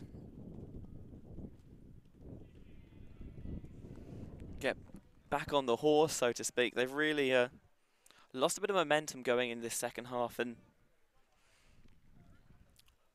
I'm always skeptical about the idea of momentum in Ultimate, in that it seems to be applied retroactively a little bit. It's one of the things where you've got the momentum until all of a sudden you don't have the momentum, and it Swings a little bit, maybe too violently. The German players getting in front of the camera on the sideline. You can see that they're still in high spirits and still having fun, despite the way the Italians have started the second half. And always nice to see as well players from both sides slapping hands on the sideline, but getting very friendly. There's still a really good atmosphere and still a really good vibe around the complex, and it's nice to see that again in these international games that the spirits really shone through from both sides, both on and off the pitch. Is excellent stuff to see. Pasqua Rosa is going to ball for the Italians. Just comes a bit lower out of the hand and goes towards that far sideline, and it drops pretty quickly. Germans don't do a fantastic job of fielding it, and that's going to let the Italians get set up, doing a nice swing. That's going to pop up a little bit. And again, it means that the Italian defence is right there after the catch is made. Swinging it across here, Schlechter. He's going to shoot towards the side, and again, it's going to sit high in the air. Ragusa, who had an excellent grab earlier, couldn't get the job done that time. Tight coverage, and Nicholas Engler that time gets the better of his Italian counterpart. That was an interesting shot, it has to be said. The wind had its way with that one, got it to hang in the air for what seemed like an eternity, and in the end it's Nicholas Engler who's answering the prayers of Johannes Schlechter. And a big play like that can be such an energizer for a team that's been slightly flat in terms of energy in the second half, and now something that can say, we can do this. Not only can we do this, we can do this in style.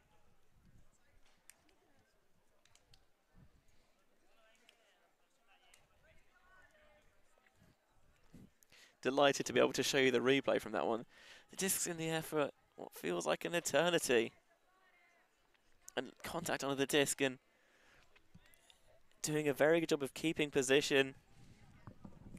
Engler pushed, not necessarily physically, but in terms of body position, Ragusa to go deeper into the end zone, and then pulled it out of the sky with his outstretched right hand.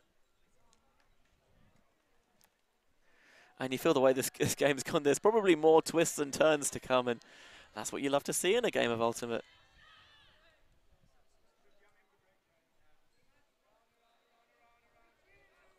Good pressure once more from the German defense. Forehands towards this near side. Just going to have to take a little dish off again, closer towards this sideline. Germans doing a very good job of stopping players getting free downfield.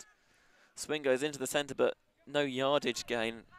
One of the things the Italians talked about focusing on over the course of these games they've played this weekend is really trying to take away the hero passes and focus on making 100% throws, even if it's not going to be for a big gain of yards or maybe give up a bit of field position. Possession is more important. Now they're pinned on the sideline. Excellent force. Lays out to stop it. Can't quite get it done. Now, with the continuation, defender pursues the around too much and it allows the inside break to come towards. Keskin's on the mark. Going to pop it up. Oh, what a play. There's a pick called in the middle of the stack, but player quickly waves it off, knowing that it wasn't going to affect that. That is a hell of a bid. Looks like number 14, Paul Ricketts to me. He just took flight there. Didn't realise he had a pilot's license. Sun beginning to peek through the clouds.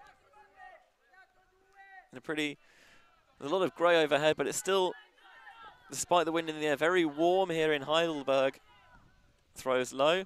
Does a very good job of chopping his feet a little bit. He's going to pump it down the sideline. That's going to be too much for Keskin. Made a spectacular play early on, but couldn't get that one. And maybe landed a little bit funny. Makes the signal to take an injury sub. Is going to be replaced by the number 3 shirt of Rahabi.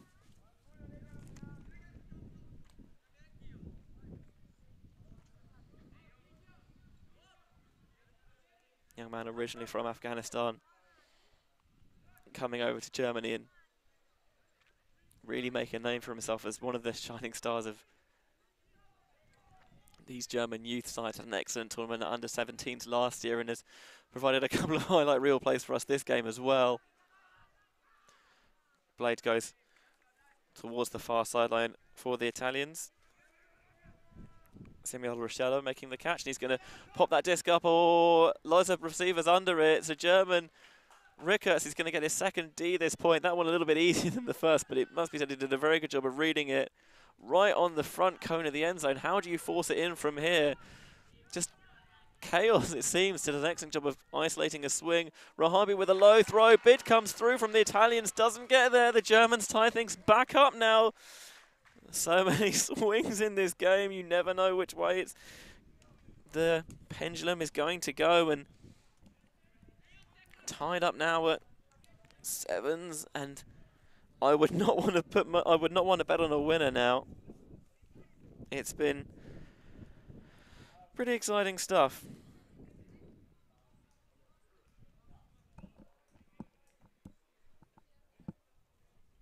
Timeout called by Italy, and after starting really strongly in the second half, the Germans have wrestled back a little bit more of the initiative, and it's not a surprise to see the Italians choose to take a breather, get their heads reset, maybe make a couple of adjustments. And I say take the wind out of the German sails. Good luck taking the wind out here. It's been pretty blustery and pretty breezy up in the gorgeous surroundings of Heidelberg. It's an excellent shot there from our camera. You can see these wonderful, luscious green mountains in the distance behind us. It's really one of the more spectacular places I've been to cover Ultimate. Both these sides, as we mentioned, preparing for the World Junior Ultimate Championships taking place in Waterloo, Canada next month. Obviously, Canada hosting a couple of international events this year as well. Obviously, we're focusing on the juniors today, but they've got the Masters World Championship, Masters Clubs Championship taking place starting soon as well. You know, a few people are going out to play for that, but maybe if you're watching, maybe there's a little bit of an appetizer for that. You couldn't have picked a better game to tune in for, could you? Neither side really able to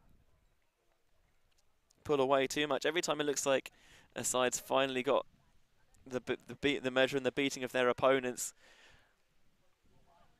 their opposition just seem to scorch their way back into the game.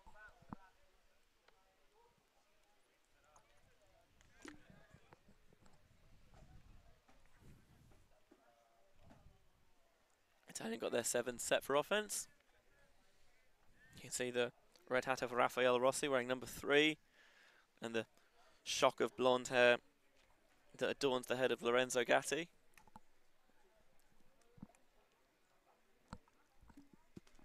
I love seeing that even in these tight, high-pressure games, again, players from both sides just slapping hands on the sideline, and obviously you're not going to have a full-on conversation with one of your opposite numbers in a tight, tense game, so you can focus all your attention on what's going on the pitch. But it's nice to see that camaraderie between these two sides.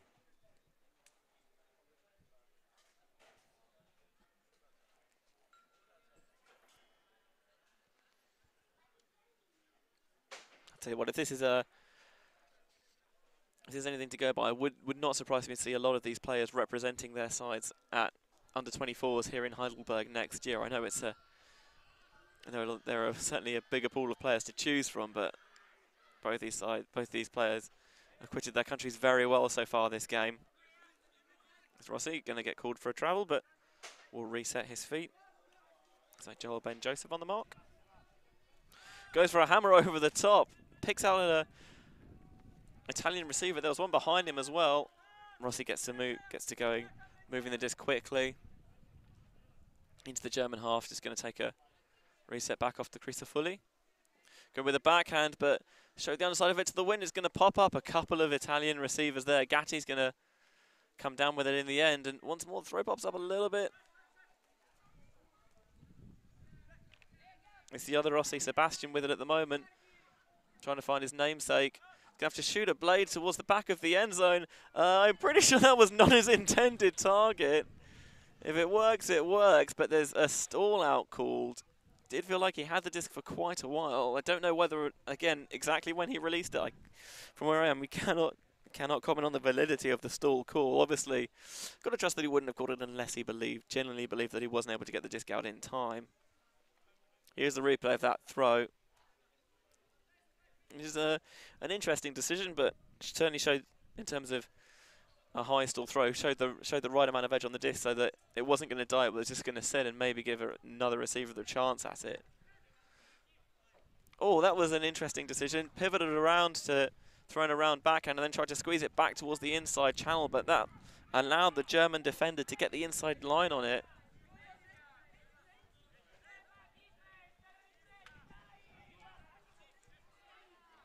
Rossi's shown a penchant for creative throws this game. That one didn't come off for him. Here's Rahabi. That's a lovely around break to get the disc in motion. Turner has it. He's done a lot of leg work for the German D-line. There's going to be a foul on the mark.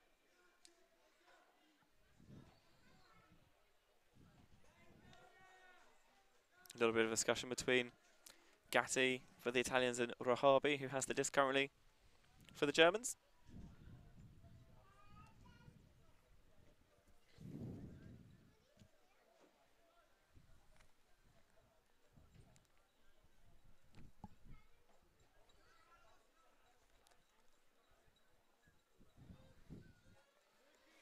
So signals there, foul's going to be uncontested. I think this hand signals make our life much easier as well for the players on the pitch. Oh, a little bit of spice, high release, forehand. Don't know whether that was the intended target, and a big point block from Fully sat off to try and stop the Huck going, and he got his hand all over it. Nice bit of smothered chicken for the Italian D. And now going to shoot it down the sideline. Rahabi knows he can't get there. The catch made. He's going to call it not in, maybe saying that the receiver set off to jump after he'd made the catch. Davide Parodi was the receiver.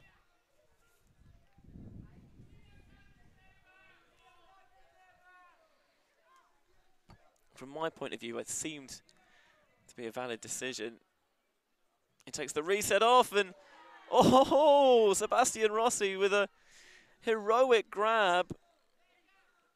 He's going to squeeze it into Fully in the underneath space. We've already seen the Germans jamming in the jam hole. Can the Italians do the same? Oh, a little popped hammer over the top. Rossi's in acres of space. Can't find a shot into the end zone, though. He's looking and looking and trying to find the key to unlock the defense, and he couldn't do it. Could have just done with maybe trying to isolate a reset instead, but he had his eyes fixed on the end zone. And the blade that nearly got him out of a jam earlier was called back on a contested stall. Oh, what a play that is from Rossi. Did such a good job to save possession earlier in the play, but couldn't do it there. Just looked for a shot, didn't open up, and Germans get another chance to break and retake the lead. Will be their first since they took half at 5-4 after breaking on Galaxy Point. Here's Ben Joseph. Shoots an IO flick downfield for Turner. Turner's going to shoot. That disc is going to go towards the sideline. It's never going to get there. Ragusa have position, and Simon Shear didn't really have a shot at it at all.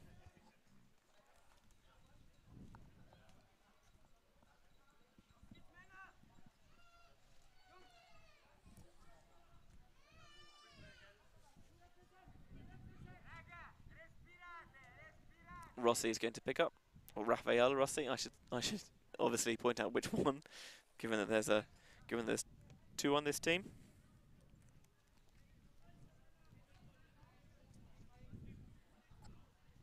Shear, who wasn't able to reel in that deep shot as it teared out the sideline, is going to pick up, and I don't know whether that's a miscommunication or there was a stoppage. Ben Joseph immediately took off deep, but I think maybe a bit too much contact as Gatti was going to make the reset cut. Stefan Linnemanstons is the defender. You see the German defenders really sitting on these underneath swing passes, trying to stop any easy release valve. Going with a high release flick. Nice little creative decision to get himself out of a jam there.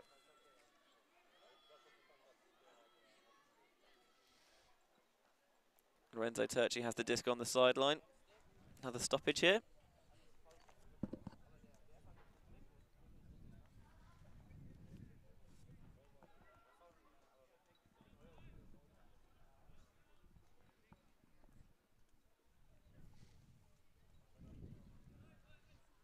Ben Joseph resets the mark back on.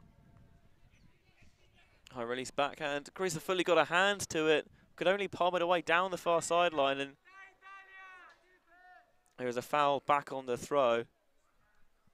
Feels like there's a bit more of a tension in the air now as the game goes towards the closing stages.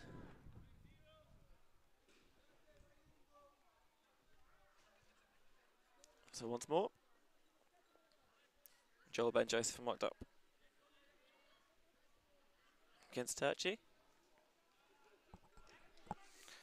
Looking around, and really good play. Chris Philly knew he had to make the layout to try and save it, but that's lovely heads-up defense from the Germans. Peeled off the deeper reset to get a nice little block on the underneath. Timeout called by the Germans. I like this, just taking a breath. Don't want to rush. And I think it's 69 Shear who got the D, perhaps. Let's see if I can maybe get another look at it. But was a fantastic play.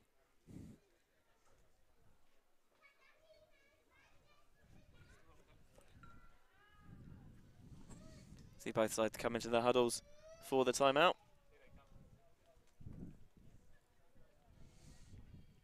Look at it again. You can see him just have a look round. He really reads the thrower's eyes there and comes flying through. So a little dish off. What a play! Full extension, horizontal. Oh, I'd call it, I mean, most games that would be a guaranteed play of the game. It's a testament to the quality of some of the things we've seen today that he would have to fight off some stiff competition, but I love that, particularly because it's not just about the athleticism on display, it's also really nice awareness and recognition. Had a look round, saw where the thrower was going, peeled off. It's that's an ultimate maturity that we don't necessarily see at players of this age. Take a little pause at this time as well to tell you as well about some of the things that's been going on in Heidelberg in Germany this week. One of the European Youth Ultimate camps. Had a couple already this year. Hopefully we'll see more of those developers in future years as well. It's such a good initiative in getting younger players that intense ultimate experience.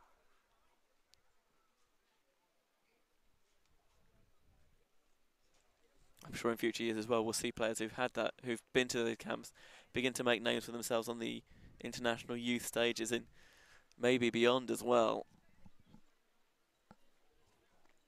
Kaihan Rahabi is going to pick up the disc for the Germans out of this timeout.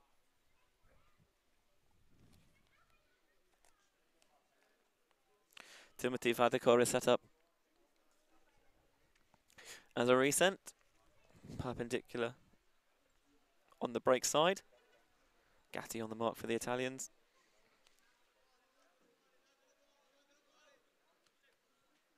Vadekor takes off deep and get the underneath to Turner.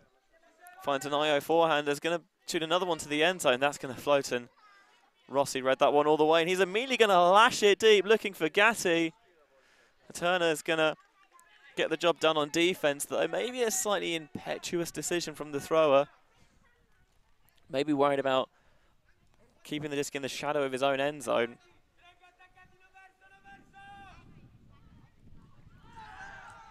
Rossi makes amends with a big layout bid, but there's going to be a foul called. Rossi's certainly a player with a flair for the dramatic. He's whatever he does, he's going to do it in style.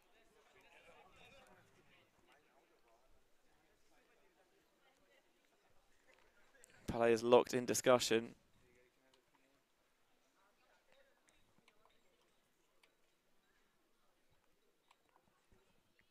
Trying to work out exactly how things went down. See it here on the replay. Definitely does make contact with the disc to get the D, but as to exactly the level of contact there was there, It's tough to tell. Certainly doesn't seem like a gratuitously invalid foul call. And in the end, it's going to be contested and sent back to the thrower. So possession will stay with the Germans. Rossi getting very close to picking their pocket on it. And you know now that as soon as you're picking up the disc, you're scanning the field to see exactly where he is, in case another one of those explosive plays comes off. Oh, nearly great positional defense from the Italians. Got a hand in on that reset. Force comes too far around to the open side, gives up the break. Rossi stops the continuation going, and Turner just flubs the underneath catch. Bounced out of his hands. Christofouli's going to shoot for Rossi, and he's going to bring it in. High grab with the right hand.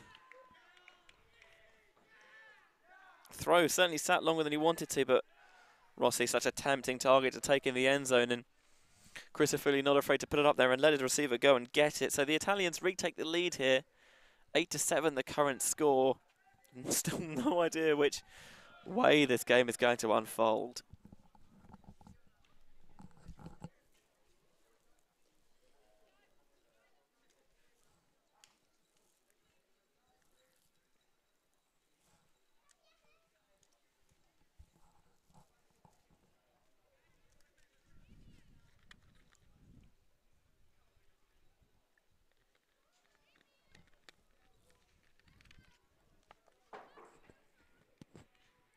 Is the cap on yet? So it's this point and then cap. So very close to the conclusion of this game. Benjamin Rees delighted to be providing commentary for this scintillating matchup between the Italian and German under-20 men's sides. Pleasure to bring you this game here on the WFDF YouTube channel. I think cap goes on after this point, I'm not sure. This and cap? I think so, I'm not sure. That ball's going to turn into a blade and die out that far sideline.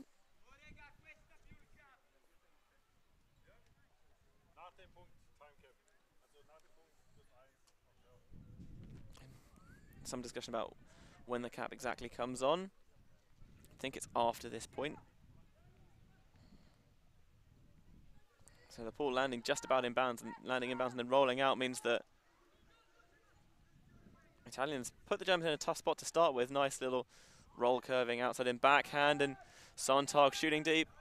He's got a receiver with separation. Can the back of the end zone get there first? I'm pretty sure that was not his intended target, but Aaron Wolf went deep to make the catch anyway. There's a player down on the ground, Rafael Rossi. Things seems to be cramping up, and it's good to see the German players trying to help him out of a tough spot there. Sontag got free, got into the power position, put the shot deep. I think he was looking for a shot of Schwan, number 99, but in the end it's Wolf who claws that one out of the sky.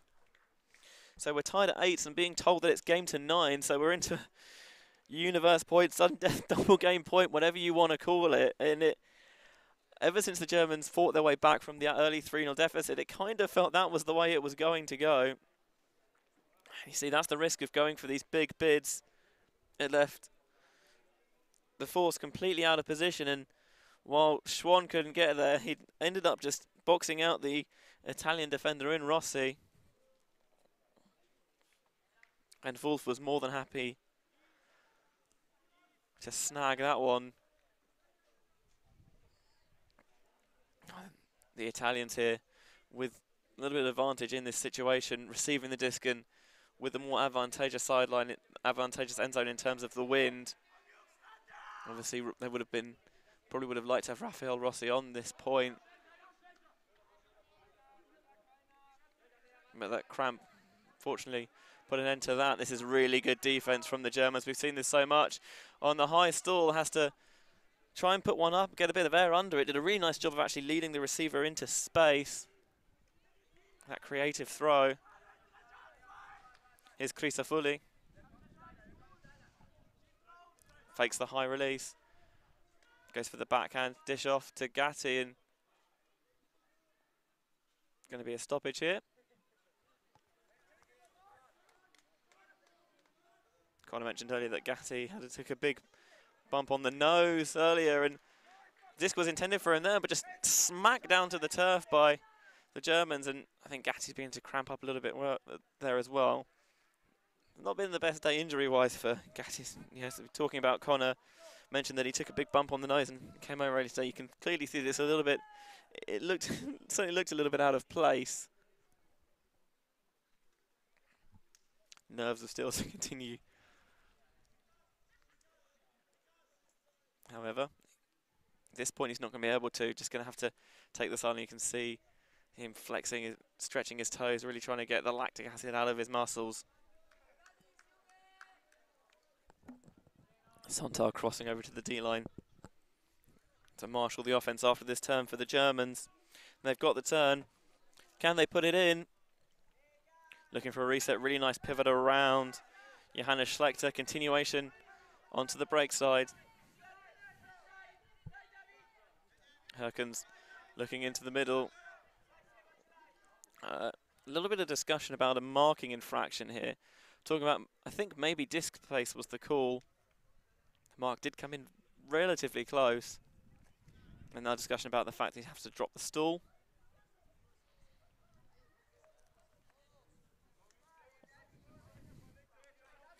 Players talking it through, and Herkens brings in low release backhand. Oh, that's a beautiful throw, just so much butter on that backhand. And now with Dreher on the end zone line. Oh, what an around backhand. Herkens with a beautiful break to really open up the defense, and then Dreher saw it and thought, yep, that's a perfect way to end this game. Shooting it around the laying out force, just couldn't quite get there in time, and in the end it's the Germans who are going to run out winners in this under-20 men's test match, 9-8 over the Italians. What many would perhaps consider a little bit of an upset, but perhaps playing on home turf played into the Germans' favour here, and they're going to be a really, really tough out at the World Junior Ultimate Championships next month in Canada. You can see the Italian players encroaching on that 3-metre line, trying to get a good look at it. And just the look around, just dismay on the Italian faces says it all really. But a fantastic game to watch, both in terms of the level of play. We saw monstrous, towering high grabs. We saw fantastic layouts on O&D, some scintillating throws in there as well. And the best part about the game was the really high level of spirit that was maintained throughout. Fantastic game here. And the best part is that there's still more to come with a women's game between the two nations. Next tip-off, or first pull for that at 7 o'clock. But that's going to bring an end to our coverage of this first game here. Thank you so much for watching this stream here on the WFDF YouTube channel. Here from Heidelberg in Germany, we'll see these two sides at the World Junior Ultimate Championships next month in Waterloo, Canada, August 18th to 25th, the dates for that. Meanwhile, also plenty of stuff been going on this week, as we mentioned. Some of the European Youth Ultimate Camps here in Heidelberg, tied in with their EUF's Train the Trainer initiatives as well. I'm just going to show you a little highlight package, probably quite a large highlight package. There was so much that went on in that game, scintillating stuff. But thank you so much for watching. Stay tuned. Switch over to the women's game coming up in a little bit. But the final score here in this men's game between the German and Italian under-20 sides, the Germans running out 9-8 victors. Thanks for watching.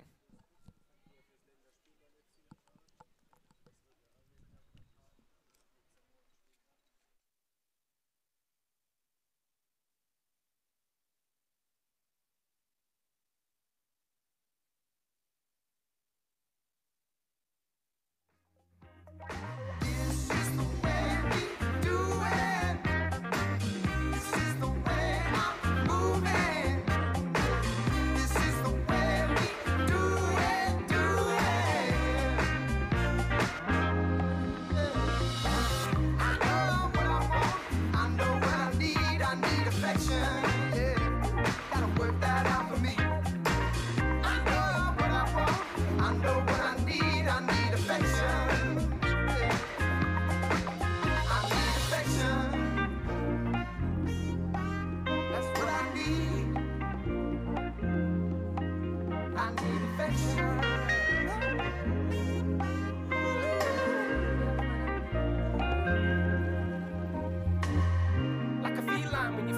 what you need, then you get close. Underneath rhymes, I'ma need mine too, like I need yours. So rejuvenating, musing, mating, grooving through the ropes. On the coast, when maneuver making, choosing, raking through on a cruise to the innermost. See the host making toast with a hostess with the focus and ferocious stuff to share. Get it on. The notion of a potion, lotion, but they only need some right there. Only love, you right above, can find there's plenty room to glide. Cause only love survives this love, so ride not gently in tonight. I know what I want, I know what I need affection, yeah. Gotta work that out for me. I know what I want, I know what I need affection. No.